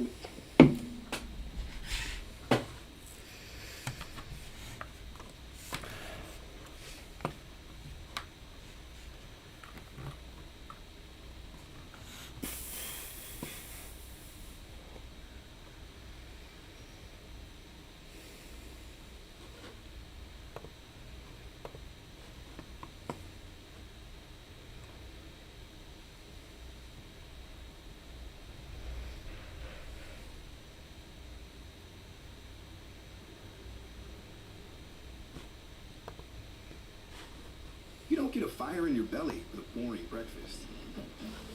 You gotta light that sucker up. In the early 1990s, economists had almost given up on the developing world because they were not growing as expected. Although some individual countries, like Singapore or South Korea, occasionally scaled the income ladder, the overall picture was that there was a big difference between advanced economies and the rest. Then, the scene changed.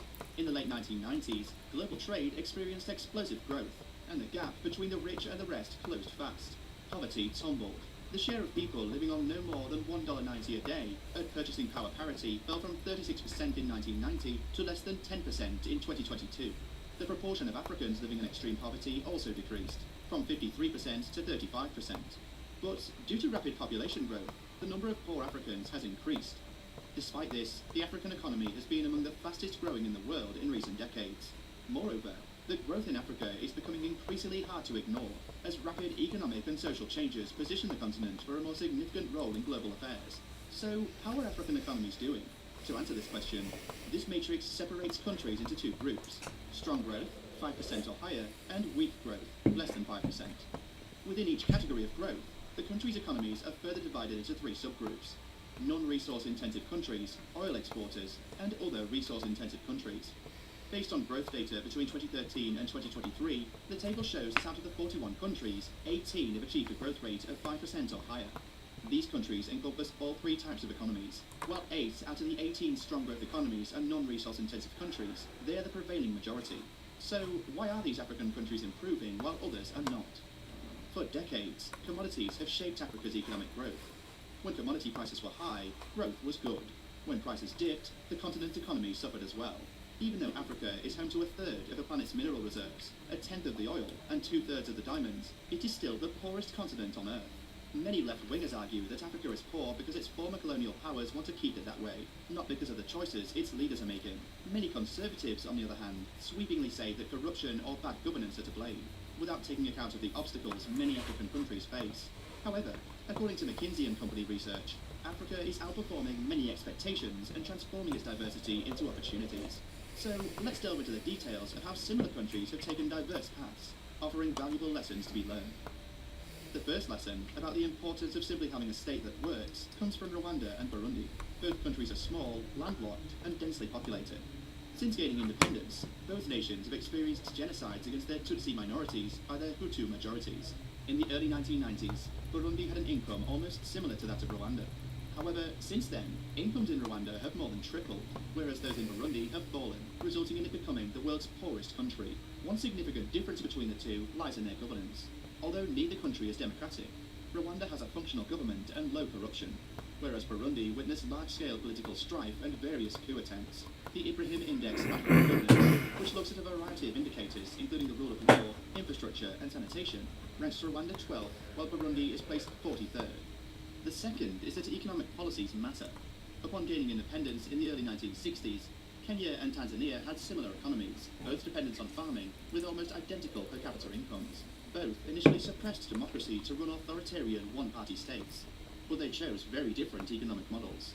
Tanzania nationalized big companies and forced people onto collective farms in the name of African socialism, while Kenya embraced free markets, which encouraged investment and implemented several regulatory reforms to streamline foreign and local investments, including the establishment of an export processing zone. As a result, Kenyans are now 80% wealthier than Tanzanians. Zimbabwe and Botswana further reinforce this. Both the countries are led by very different temperamental political leaders. In the early 1980s, Zimbabwe was richer than Botswana. However, Zimbabwe's second president, Robert Mugabe, destroyed its economy through careless printing of banknotes, stealing farms for his cronies, and authoritarian rule. Whereas, Botswana's first president, Seretse Khama, embarked on an ambitious economic agenda aimed at reshaping the nation into an export-driven economy, centered around beef, copper, and diamonds. Khama implemented stringent measures to combat corruption. Consequently, Botswana now enjoys a wealth that is 9 times greater than that of Zimbabwe. Let's take a look at Africa's most successful economy, Mauritius. With one of the highest GDP per capita and HDI scores, it's a remarkable example of how countries with sound policies and robust institutions can enter a virtuous cycle of development. This small island economy has been historical evidence against the pessimistic projections made by Nobel laureate James Mead. Mead regarded the Mauritian economy as a case of the Malthusian trap, predicting poor developmental prospects due to its heavy reliance on a sugar-based agricultural sector, high vulnerability to trade shocks, rapid population growth, and rising ethical tensions. Yet, in addition to maintaining national stability and social cohesion, the island economy has sustained a high and stable economic growth rate averaging 5% annually between 1980 and 2000. This period, often called the Mauritian economic miracle, has generally been attributed to the role of foreign direct investment, or FDI, in transforming the country from a stagnant monocrop economy to one with sustainable growth and development. While having sensible economic policies is crucial, it's not enough. Several other African countries also tried to boost manufacturing by attracting foreign investors to export processing zones. Only a few, including Ethiopia, Lesotho, and South Africa, succeeded. Trade and investment policies were just a portion of what contributed to Mauritius's success. Another critical element was the resilience of its institutions. Ever since gaining independence, Mauritius has maintained peaceful elections, adhered to the rule of law, upheld integrity within its courts, and managed to maintain a relatively low level of corruption. When we look at Mauritius's biggest neighbour, Madagascar, its larger size and richer natural resources seem to position it for potential success. However, this was not the case. In the 1970s, just as Mauritius started to attract foreign investors, Madagascar adopted a socialist approach marked by economic centralization and state control. This decision led to the expulsion of investors and the nationalization of 2 American oil companies. While Mauritius worked to discover new export markets for its sugar industry, Madagascar took a different path by seizing land from its commercial farmers. Unfortunately, the Malagasy economy suffered a severe collapse. It is one of the few countries in the world to have become poorer over the years because of disastrous socialist policies, rural riots, and generally chronic political instability. The main problem of the African economy is corruption and mismanagement. Power really corrupts. So too does a resource-rich economy, like Nigeria's, the largest economy of Africa, where easy access to oil revenues paves the way for unethical practices. The Transparency International Corruption Perception Index ranked Nigeria 150th out of 180 countries. According to The Economist, by the year 2030, the size of Africa's largest economy should triple in real terms. And if Nigeria manages to reduce corruption levels comparable to Malaysia, its economy could be about 37% bigger. Nigeria has for long been regarded as the poster child for the curse of oil wealth. Yet, despite this, Nigeria achieved strong economic growth for over a decade in the 21st century, driven largely by policy reforms in non-oil sectors. Nigeria's major development challenge is not the oil curse, but rather one of achieving economic diversification beyond oil, subsistence agriculture, informal activities, and across its subnational entities. Its challenge of economic diversification is situated within the political setting of an unstable distribution of power among individual, group, and institutional actors. Public institutions often hire the family and friends of the boss rather than the best candidates. In turn, those institutions become more inefficient and deliver less of what they are meant to, whether it is education or roads. In addition, countries where corruption is high attract less foreign investment. They have higher prices and lower tax bases. Nigeria's tax-to-GDP ratio is only about 8%, compared with more than 25% in South Africa. Although South Africa, the economic powerhouse, is not immune to corruption and mismanagement, it has successfully diversified its economy with a growing and sizable middle class. The economy of South Africa is the second largest in Africa, and the most industrialized, technologically advanced, and diversified economy in Africa. For the first 15 years of democracy, South Africa enjoyed the advantages of both effective institutions and a shared willingness of stakeholders to believe in the power of cooperation. This enabled the country to move beyond counterproductive conflict and pursue win-win outcomes. Growth began to accelerate, which created new opportunities for expanding the middle class. Increased fiscal space made it possible to broaden access to public services and to social grants, which reduced absolute poverty. There is no doubt Africa is growing, and its growth is already being driven by internal consumption and investment. The expansion of regional trade would reinforce that dynamic, especially in industry. Manufactured goods make up only 19% of African countries' exports to the rest of the world, but 43% of what they sell to each other. To access larger markets, companies must engage in global exports.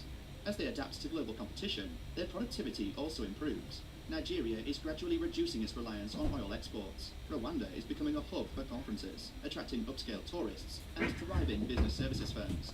Djibouti and Ethiopia are building factories and an Asian-style manufacturing hub. Some economists argue that automation, competition, and shifting demand are limiting the prospects for countries seeking to replicate Asia's economic miracle. Yet, not everyone needs a factory job. Many Africans will move from subsistence farms to commercial ones, or from living alongside a game reserve to guiding tourists around one.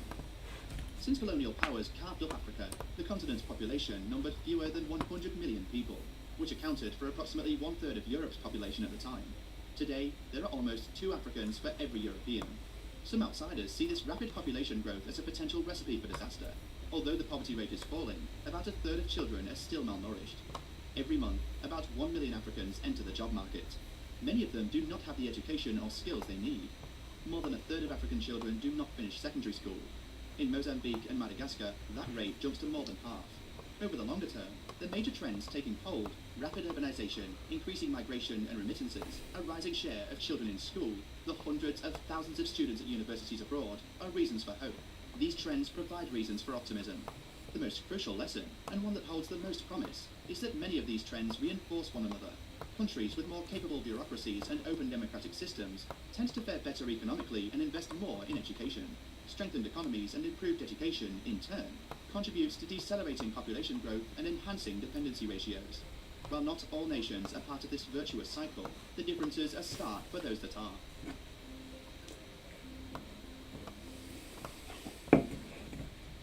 The University of Arizona Online brings a top-ranked education to you. Choose from 150 plus programs.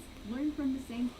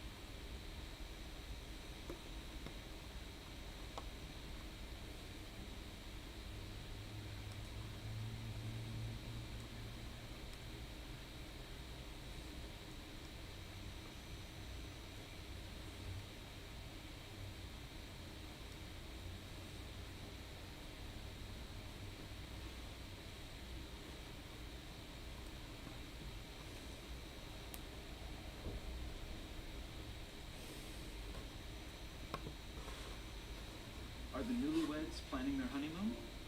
No, they're planning their financial future together with Merrill. Yeah. Personalized advice so impressive, your money never stops working for you. With Merrill, a Bank of America company. We never know where we're going, but we sure as hell want to know where we are. We're no longer thinking. If it's the change, I think it is, then what you can have in your portfolio going forward can be very different from what it has been.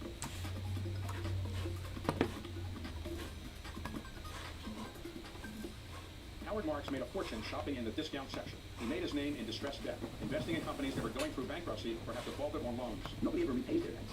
They just refinance it. It really comes from most bankruptcies or defaults are associated with a maturity which is unmet. Marks got his start in credit markets in the late 70s at Citibank, and in 1985 he jumped to TCW. That's where he met Bruce Karsh.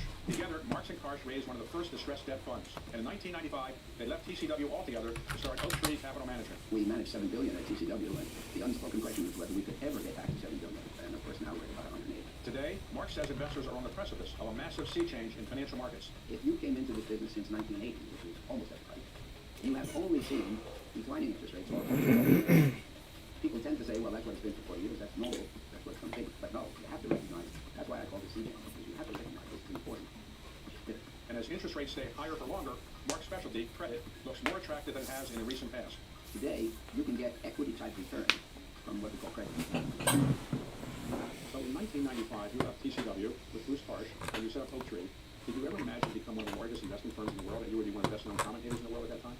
Absolutely not. You know, we managed $7 billion at TCW, and the unspoken question was whether we could ever get back to $7 billion after we left there. And of course, now we're at about 180. So you built this firm with your partner Bruce Karsh. Bruce does a lot of the investing. You do the public face of the firm, but you're very famous for your investment memos. You write them periodically. Is there any particular schedule that you write? Although I find that if I don't write for 3 months, people write me and say, are you still alive?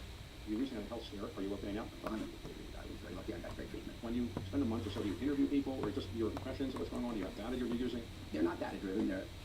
It's my experience, and I would say they're mostly a discussion of what I see happening. I'm not a futurist. I'm not a forecaster. I don't make forecasts for the most part. But I think that, you know, what I say is we never know where we're going, but we sure as hell want to know where we are. And if we can be analytical about what's going on in the markets today, that has implications for tomorrow. Let's talk about 2 memos that you've written not too long ago that are fairly well known. One was written last year called Sea Change. And in Sea Change, as I understand it, as I remember from reading the memo, you said in your lifetime in the investment world, there have been 3 sea changes. 2 of them occurred earlier, you described what they are, and now there's a 3rd sea change. And that 3rd sea change is basically that interest rates are not coming down anytime soon, and we have to live in a higher interest rate environment for quite some time. Is that fair? It's about fair. What I would say is that since 1980, the Fed funds rate was 20, and I had a loan outstanding from a bank at 22.25. 4 years later, Fed funds rate was 0, and I had a loan outstanding from a bank at 2.25. So the decline of interest rates by 20 percentage points over that period was a dominant factor in the financial world. I think it was the most important single event in the financial world in the last 50 years. It doesn't get the credit.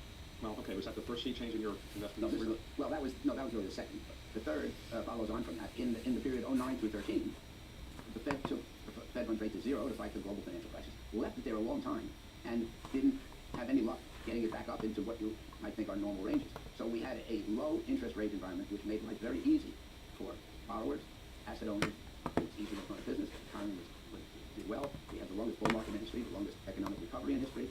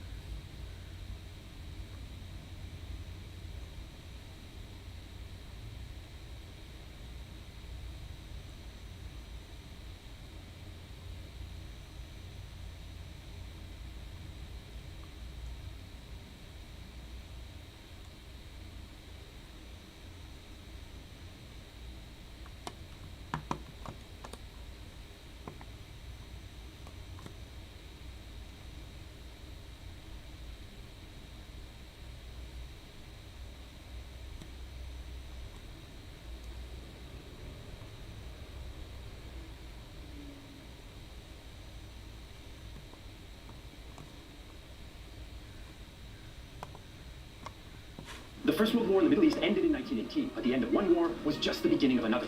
The Allied powers occupied parts of the Ottoman Empire, but cannot impose a peace because of Turkish resistance. In the post-war chaos, Greece will attempt to revive past glories, but the Greco-Turkish War will instead see the rise of modern Turkey and the end of Greater Greece. In late October 1918, the armistice of Mudros ended the fighting between the Allies and the Ottoman Empire, but lasting peace was still a long way off in Asia Minor. British, French, and Italian troops occupied much of the empire, including the imperial capital of Constantinople, the seat of the now powerless Sultan Mehmed VI government. As the Allied governments discussed a future peace treaty in Paris in 1919, their differences were clear for all to see. The French wanted to secure their financial interests and their new mandates in Syria and Lebanon. The Italians wanted to extend their influence into Asia Minor, and the British hoped to keep their First World War gains and secure the Eastern Mediterranean route to British India. The United States had no appetite for involvement in the region other than sending humanitarian aid, despite President Wilson's hopes. The Greek government, led by Prime Minister Eleftherios Venizelos, saw the defeat of the Ottomans as a historic chance to gain territory and achieve at least some version of a greater Greece, the Megali Idea. In May 1919, at the invitation of the Allies, Greek troops landed at the city of Smyrna and occupied a zone in western Asia Minor. In light of the terrible violence and ethnic cleansing between Greeks and Turks during the Balkan Wars and the First World War, the move was a controversial one, including for the British General Staff. Greek occupation will create a source of continual unrest, possibly culminating in an organized attempt by the Turks to reconquer this territory. The very first day of the Greek army landings at Smyrna, Greek troops failed to establish full control, which led to violence that saw several hundred Turks killed. In the months that followed, atrocities committed by occupying Greek troops caused local Turks to form irregular groups that attacked Greek soldiers and villages. This marked the beginning of the Greco-Turkish War, known as the Asia Minor Campaign in Greece and the Turkish War of Liberation in Turkey. So the Greeks had established themselves in and around Smyrna, and local Turkish resistance groups had organized in response. But in the Turkish Anatolian heartland, a political and military national movement was growing. The impotence of the Ottoman government and the violence at Smyrna caused many Turks to rally around a nationalist cause that wanted to expel European and Greek troops and create a Turkish state. One Turkish nationalist described the effect of the arrival of Greek troops. After I learned about the details of the Smyrna occupation, I hardly opened my mouth on any subject except when it concerned the sacred struggle which was to be. This movement coalesced around Mustafa Kemal Pasha, who had commanded Ottoman forces in the Italo-Turkish, Balkan, and First World Wars. He and other nationalist leaders established a national assembly, eventually based at Ankara. Kemal's goal was simple: to create a new Turkish state, the sovereignty and independence of which would be unreservedly recognized by the whole world. As Kemal's nationalists organized in the east, the Sultan's Grand Vizier Damad Ferit Pasha also tried to preserve the country's sovereignty in Paris, but the Allied Big Four did not react to his pleas. In fact, the Allies were having trouble deciding what would become of Asia Minor. Not only did they have clashing interests, they were also divided about what to do with Armenian and Kurdish hopes for independence, and were worried by the reports of Greek atrocities. An Allied commission compared the Greek occupation around Smyrna to an annexation and recommended ending it, but Venizelos defended his position. The Greek claims on Smyrna and the neighboring region were not only well known, but they had been officially formulated to the conference. In occupying Smyrna, Greece knew that if she was not yet legally, she was at least morally entitled to it. The situation in Asia Minor got even more unstable in 1920. From January, French and Armenian troops fought Turkish national forces around Marash, Urfa, and Antep, with Turkish fighters murdering 10,000 Armenians at Marash, and Armenian units murdering smaller numbers of Turkish civilians in response. Ottoman elections saw Kemal's nationalists win representation in parliament, but the British arrested many of them and formalized the occupation of Constantinople. In April, the Allied powers finally agreed on the terms of the Treaty of Sèvres to formally end the war with the Ottoman Empire. Britain got most of what it wanted, including internationalization of the Straits and a guarantee of Armenian and Kurdish states. France and Italy were to gain spheres of influence in Anatolia, and more importantly, strong financial concessions. The Greeks were to gain the region of eastern Thrace, while Smyrna was to be administered by Greece, but formally remain a part of Turkey. After 5 years, a referendum would decide on its final fate. Like the other peace treaties, the Ottomans would pay reparations and had to reduce their armed forces to 50,000 men and a handful of small boats. No air force was allowed. For Mustafa Kemal's nationalist movement, the treaty would be their worst nightmare if it was implemented. But in the summer of 1920, it was a political gift for their cause. More Turks rallied to Kemal, and the Allies did not have the military means or political will to impose the treaty by force. French Marshal Ferdinand Foch estimated they'd need 27 divisions to enforce it, and no one in Britain, France, or the US was ready to commit them. Athens insisted that the situation would calm down once the treaty had been signed, so the Allies gave permission to the Greeks to begin an offensive. On June 22nd, Greek units crossed out of their zone of occupation and advanced towards the Sea of Marmara, central Anatolia, and in eastern Thrace. Kemal was still in the early stages of creating a Turkish nationalist army, so Turkish troops mostly withdrew on a fighting retreat, although both sides accused the other of committing atrocities along the way. Greek troops captured Edirne, Iznik, and Uşak before the French and Italians called for a stop to the advance. The Greeks had two options: to concentrate on eastern Thrace, or to try to crush Kemal in Anatolia. The military favored the Anatolian option, but Venizelos chose to wait in the hopes that the British would send more troops. But the British did not send more troops, and even though the Sultan's government reluctantly signed the Treaty of Sèvres in August, the reality on the ground looked nothing like the one envisioned on paper. By late 1920, the Turkish National Assembly's regular army had grown to 86,000 men, and the Greek army of Asia Minor had grown to 100,000 and still stood deep in Anatolia without a political solution in sight. The Turks even launched their first serious offensive along the Gidiz River in October, and even though Greek forces stopped them, it was a sign of growing Turkish organization and skill. Kemal also took the offensive in the east against the Armenians and pushed them back into the territory of the former Russian Empire, in fighting that saw widespread atrocities against civilians. At the same time, Greek political life had been badly split between the supporters of Venizelos and those of exiled King Constantine since the First World War. By this time in the Greco-Turkish War, the tensions within Greece deepened even further. The country had lost most of its allied support, was in an economic crisis, and in October, King Alexander was bitten by a monkey and died of the subsequent infection. This revived the schism between the Venizelists and royalist supporters of King Constantine.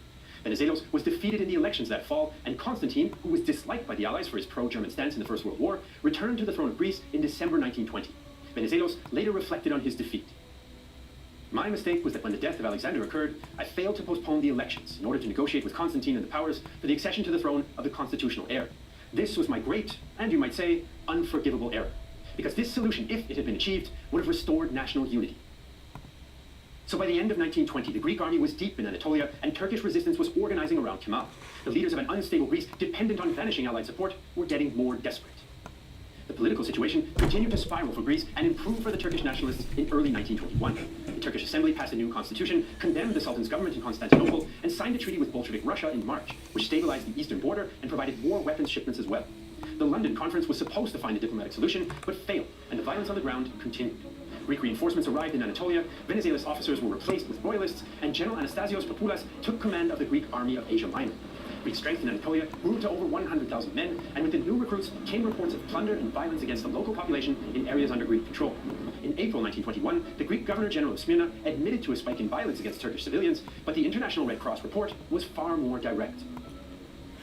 Elements of the occupation have been employed in the extermination of the Muslim population. Instead of being disarmed or broken up, the bands have been assisted in their activities and have collaborated hand-in-hand with regular troops. At the same time as Greeks were killing Turks in the west, in the Pontic region, Turkish bands led by Topal Osman killed 8,000 Greeks. One Greek resident recalled the atrocities. They stripped the children and threw them into wells. Then they threw stones on top of them. They filled the church, the schools, and the barns with the old people and set fire to them. Athens was desperate to bring the war to an end, but many felt that there was no chance of victory. The Greek general Ioannis Metaxas, who was by now out of the army, bluntly said that the war could not be won. Still, Prime Minister Gounouris' government decided to break the deadlock and save the Treaty of Sèvres. The Greeks attacked at the Battle of Inonu in January, and although they executed a planned withdrawal after their advance, the Turks saw the battle as a defensive victory that boosted morale. In March, the Greeks attacked again, this time to capture important rail links near Kütahya. More than 60,000 Greek troops made good progress in the north and the south, where they captured the town of Afyon-Karahisar, but poor coordination and a Turkish counterattack pushed them back. The Second Battle of Inonu was another Turkish defensive victory. The next Greek attempt to break the standoff began on July 10, 1921. By this time, the army of Asia Minor had grown to 200,000 troops, 4,000 machine guns, and 410 artillery pieces. The Turks had also reorganized their 122,000 men, 700 machine guns, and 160 artillery pieces under Ismet Pasha. This time, the Greeks tried to encircle and destroy the Turkish army near Kütahya. By the 20th, they had retaken Afyon-Karahisar, pushed the Turks across the river Sakarya, and occupied the towns of Kütahya and Eskişehir. The Turks counterattacked but failed to regain the lost ground. The Greeks had won a clear victory at the Battle of Kütahya, Eskişehir, but the army of Asia Minor had failed in its main objective of destroying the Turkish army. The battle had cost the Greeks about 8,000 men, and the Turks about 30,000, although many of these had lost contact with their units and would fight another day. The Greek advance caused panic in Ankara, and the Council of Ministers ordered the government to evacuate. But Kemal and Fevzi Pasha declared that the army would stay and fight, and the assembly voted for the politicians to stay. The Greek army didn't have the strength to continue the offensive, but Greek command was unwilling to admit its failure and planned one last gamble at the Battle of Sakarya. British observer Arnold Toynbee felt that the Greeks had no chance. It was a crazy enterprise, for every rational objective had disappeared. The annihilation of the enemy, 3 times already that stroke missed its aim. The occupation of his temporary capital, as if the loss of Ankara would break a Turkish morale which had survived the loss of Constantinople, or would prevent the Great National Assembly from resuming its activities elsewhere. Everything was against the invaders. The Greek plan was to distract Turkish forces near the river and then surround and destroy them. To achieve this goal, the Greeks had some 124,000 men, 684 machine guns, 2,085 light machine guns, and 296 artillery pieces. The defending Turks had around 100,000 soldiers, 826 machine guns, and 169 artillery pieces. The Greeks opened the battle on August 13th, and at first made good progress. Kemal was worried and convinced the National Assembly to temporarily give him near dictatorial powers to deal with the crisis. Kemal later stated that at this point he issued a dramatic order. I said there was no line of defense, but an area of defense, and that this area was the whole country. Not an inch of the country should be abandoned until it was drenched with the blood of the citizens. He used his new powers to send Russian weapons to the front and requisition enormous amounts of supplies from an already impoverished population. Turkish resistance stiffened as the Greeks made it to within 50 kilometers of Ankara, but they also outran their supplies. And on September 3rd, General Papoulas ordered a retreat. At that moment, the Turkish cavalry hit the Greek.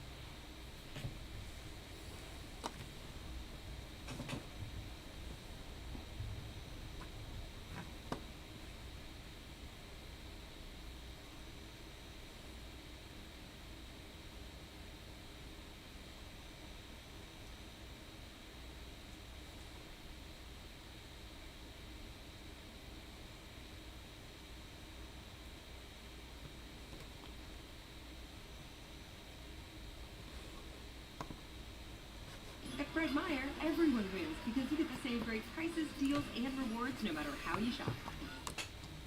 One of the fickle things about economic development is that the process isn't the same for everyone. Britain was first, France and the Low Countries mushed together in second place, Germany was third, America roughly fourth, followed by Japan. But because the technologies involved are constantly evolving, even among this first broad batch, the paths differed. Britain's process was slow because the Brits were literally making things up as they went along. Germany's development was far quicker, not simply because the Brits were kind enough to blaze the path for others. Germany exists in a geopolitical pressure cooker, ringed by strategic and economic competitors. The habitable bits of German lands on the Rhine, Danube, Weser, Elbe, and Oder rivers are, at best, loosely connected. It's easy for Germany's more consolidated neighbors to split it apart.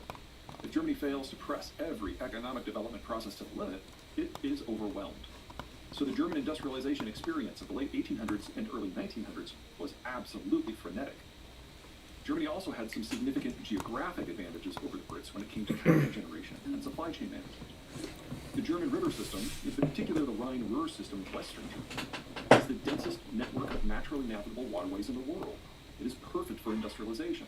The Ruhr region has some of Europe's best coal deposits, and none of those pesky water table problems that so hindered the Brits.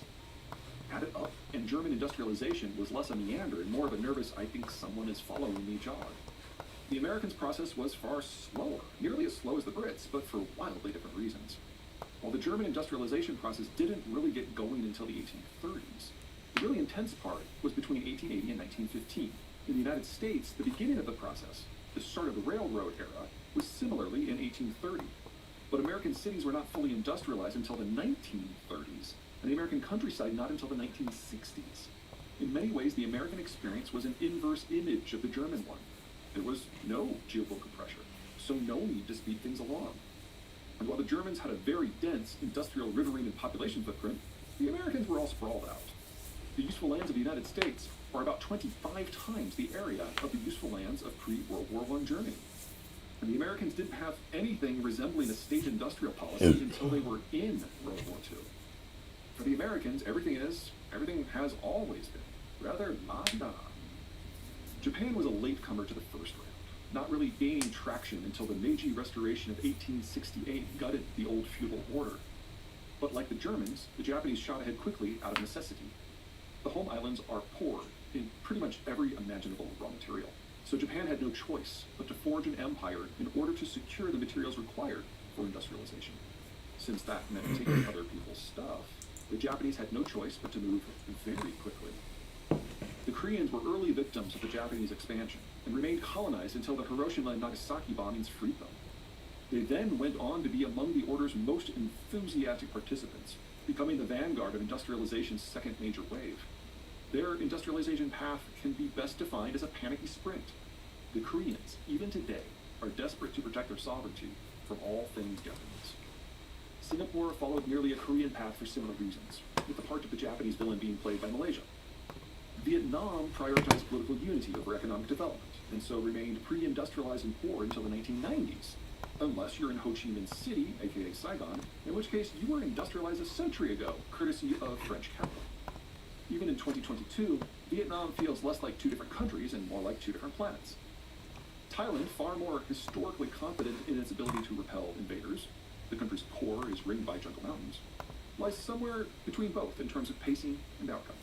Not everyone is at the same level, developmentally speaking, or even proceeding at the same pace.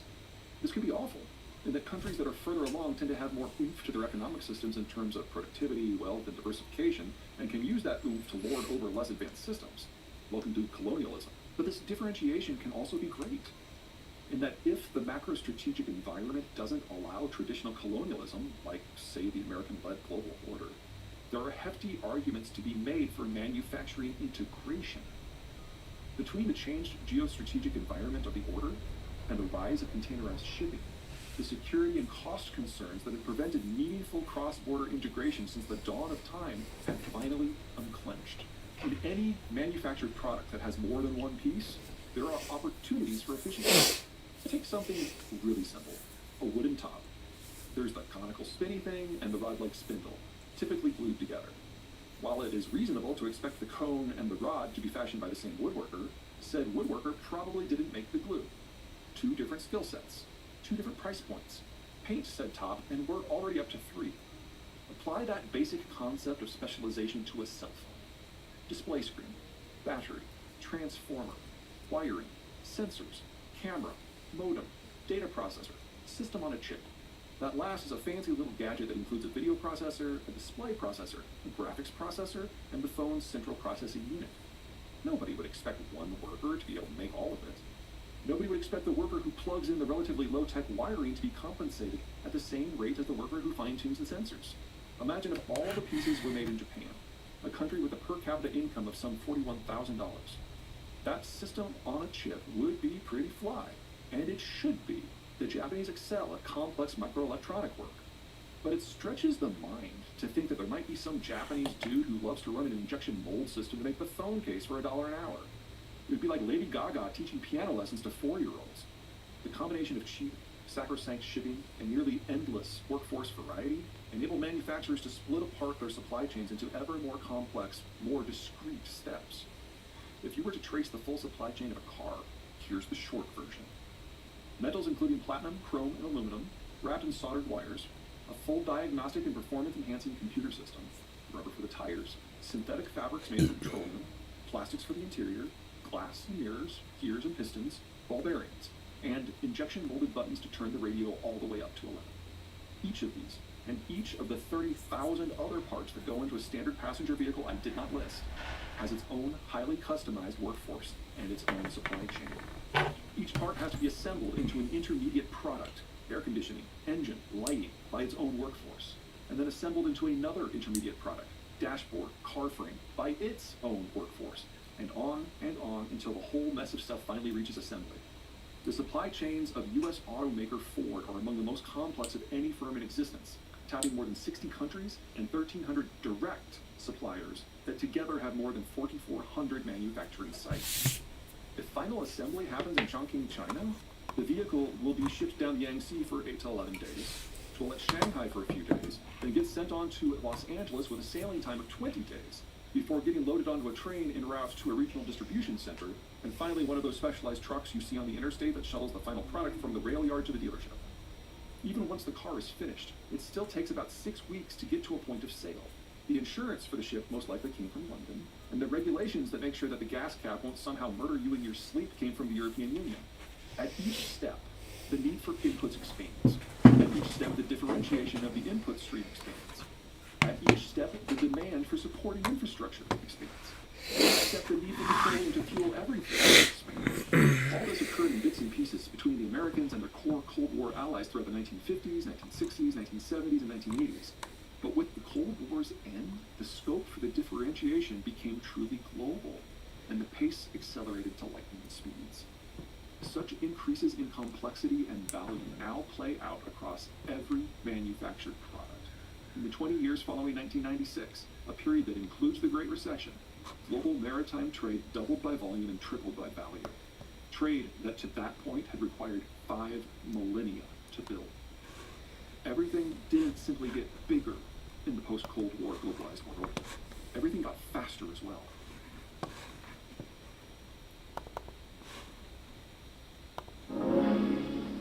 Hi, Peter. Welcome back to Real Vision. It's great to be back. So you have a new book coming out this month. Congratulations. The title is The End of the World is Just the Beginning, Mapping the Collapse of Globalization. And you don't mince words in this at all. In the introduction, you write, or you say, we've been living in a perfect moment and it's passing. The world of the past few decades has been the best it will ever be in our lifetime. Instead of cheaper, better, faster, we're rapidly transitioning into a world that's pricier and worse and slower. Our world is breaking apart.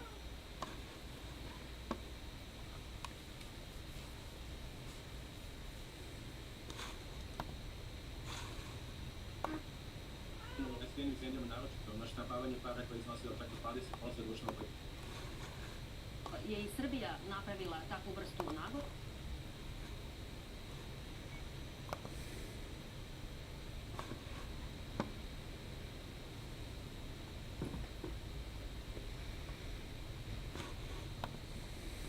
Buy FSC certified products and help protect forests. Hello everyone, and welcome to Chapter 7. So Lenin's going to start out saying that imperialism emerged as a development and direct continuation of the fundamental attributes of capitalism in general. And capitalism reached a high stage of development, and fundamental features of capitalism became their opposite. So if you're familiar with German philosophy and sort of the tradition that Marx and Engels and Lenin come from, it's Hegelian. So you might have heard the term dialectical materialism. And dialectics, without getting too big into it, is essentially the interpenetration of opposites. And opposite things collide, and then something new is created after struggle. Kind of, that's how history works. It's the biggest oversimplification ever, but I'll give you an example of how it works. And Lenin is using dialectical materialism to explain how capitalism becomes a larger stage, or a separate stage. So an essential characteristic of capitalism in its original stage is free competition, right? You still hear capitalist ideologues talking about this. Capitalism is free trade, free competition. But Lenin's going to say, as capitalism develops, because systems are in motion, right? They're constantly changing. They don't stay stagnant, right? You don't stay as a system with a bunch of small businesses who trade with each other and have mercantilism.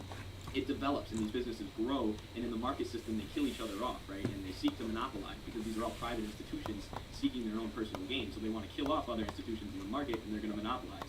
So that original fundamental component of capitalism, the free competition, dialectically transitions into its opposite, which is monopoly capitalism, which is no free competition, which is where the markets are dominated by conglomerates, corporations, banks, and trusts, which is, in today's stage, this is Lenin writing about this in 1917, in today's stage of capitalism, this is much further developed, which we're going to talk about more too. So, free competition and banks and industrial capital signifies the unity of the banks and the industrial capitalists are what signifies this new stage of capitalism, which is, of course, is what Lenin calls finance capitalism, the merger of banks who allow for the movement of money around easily with industrial capitalists and really any capitalists and financiers and speculators looking to expand their capital overseas. Now, rather than colonialism by nation over nation, monopoly syndicates and cartels are who seek territory, who seek to colonize each other. So the easiest way to explain this, everyone tells you Iraq was for oil, right?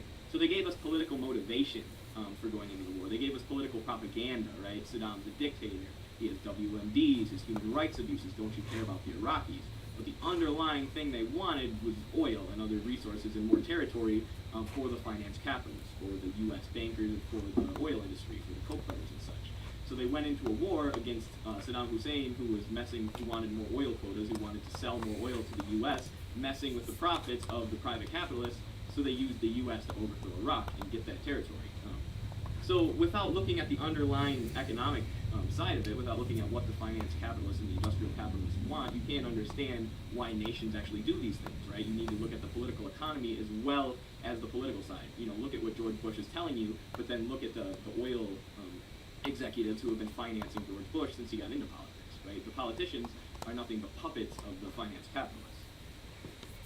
So Lenin is going to give 5 conditions for capitalism now. He's going to say concentration of capitalism, or of capital, so monopolies, merger between banks and industrial capital, we talked about that a lot, finance capital, export of capital, so this is different from the export of commodities, right? This isn't a merchant in Britain saying, I'm going to travel to Japan and trade something that they can only produce in Japan, right? That's free trade.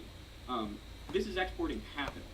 This is BP and Dutch Shell saying we are going to build infrastructure in Venezuela so we can extract oil from Venezuela and sell it wherever we want, and that will increase our profits, which is what happened and why Venezuela is such an oil-dependent country today. They export capital, right? They export things that will make them money rather than exporting just commodities and trading commodities. And formation of industrial capitalist monopolies, so basically globalization. So the monopolies are joining internationally. There are a million multinational companies, and they're basically all to blame for imperialism in the modern era.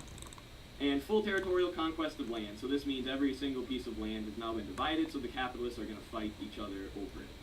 What we had with World War I and the Spanish-American War, all the imperialism of Lenin's time. That's going to change a little bit, in my opinion, and I'll talk more about that later. But yeah, at Lenin's time, this was a very accurate analysis. Countries were fighting each other over colonies, and they were exporting capital into these colonies.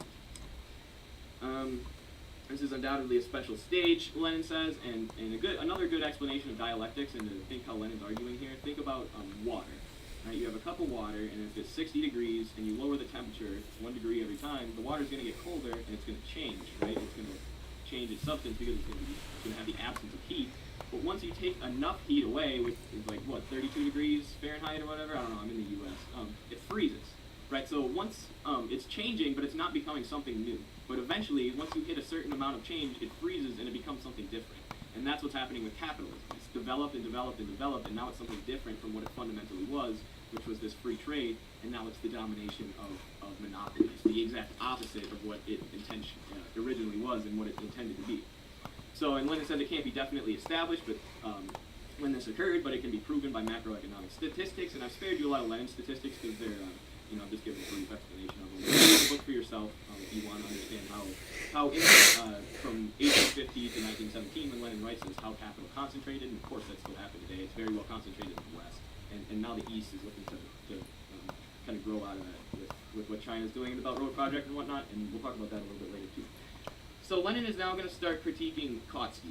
And Kautsky's the leader of the Second International, and he's Lenin's intellectual rival, if you can call it that. Lenin kind of owns him all the time. And then he's also his political rival. And Lenin accuses him of being an opportunist, right? You're just hopping on this revolutionary movement to enrich yourself, but you're allied with the capitalists, and your analysis is wrong, right?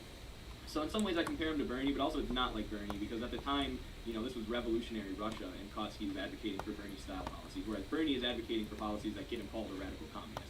But it's kind of funny that their policies are sort of similar, but if you ignore the historical context of this. Sorry, this is me rambling about Bernie. Back to the book. So Lenin criticizes Kautsky, and Kautsky says imperialism is not a phase, but a preferred policy of finance capital, okay? So Kautsky claims to be a Marxist, and Lenin is going to say this is an un-Marxist view, right? This is not a policy. These countries are always going to resort to violence in order to fight each other for more capital. They're always going to put the expansion of capital over their ethical interests, right? Whereas Kautsky believes this is just a bad policy, and if they get the right people into government, they can kind of stop all the wars. This is where I see it as a similar thing to the American progressives, right? If we just elect enough good people, we can stop the empire. Like the military-industrial complex and the finance capital in this country is too powerful. Even if we would have got Bernie elected and elected a bunch of progressives, the wars would continue. There wouldn't be too much they could do until you really start to build socialism and really start to nationalize some of these industries, and take the power out of the hands of the folks like the Koch brothers. But obviously they're not going to go down without a huge fight. So this is me agreeing with Lenin here. And Kautsky's theory of imperialism is that industrial capital is looking to annex agrarian regions, and this is what causes imperialism. He thinks countries with highly developed industrial capitalists are going to countries with a lot of agriculture, and they're taking them over, using their superior industry. Lenin said this is a simplified and worthless argument. It doesn't consider monopolies, cartels, trusts, and all the aspects of finance capital, which in his definition of imperialism are essential to imperialism. And of course, I think this is right. I mean, there's a million examples of wars that have happened since it's been written that weren't just industrial countries going into agrarian countries and destroying them. Obviously, World War II. Lenin says it's not industrial capital alone. It's when banks merge with industrial capital. And as an example of proof, he says in France, there was a time when their industrial capital was sinking and decreasing while their banking sector was going up. And this is a time when they acquired more colonies, and it had more brutal expansionist policy of imperialism. Clearly, it's a simplified view to think it's just the industrial capitalists. I'm kind of zipping past this part because it's a little bit relevant today. It's interesting stuff, but there's more stuff I want to get to that's relevant for right now. So Lenin says capitalists won't discriminate about what they'll take. They'll take everything, right? They're not, sorry y'all, my phone died. So Lenin was saying that capitalists don't discriminate of what they're going to take, right? They're not just going to target countries. They're going to target wherever they're going to use their capital. And Lenin's going to quote Hobson, who's somebody who Kautsky says has a purely political view of imperialism. So Lenin's going to say Kautsky's view is political,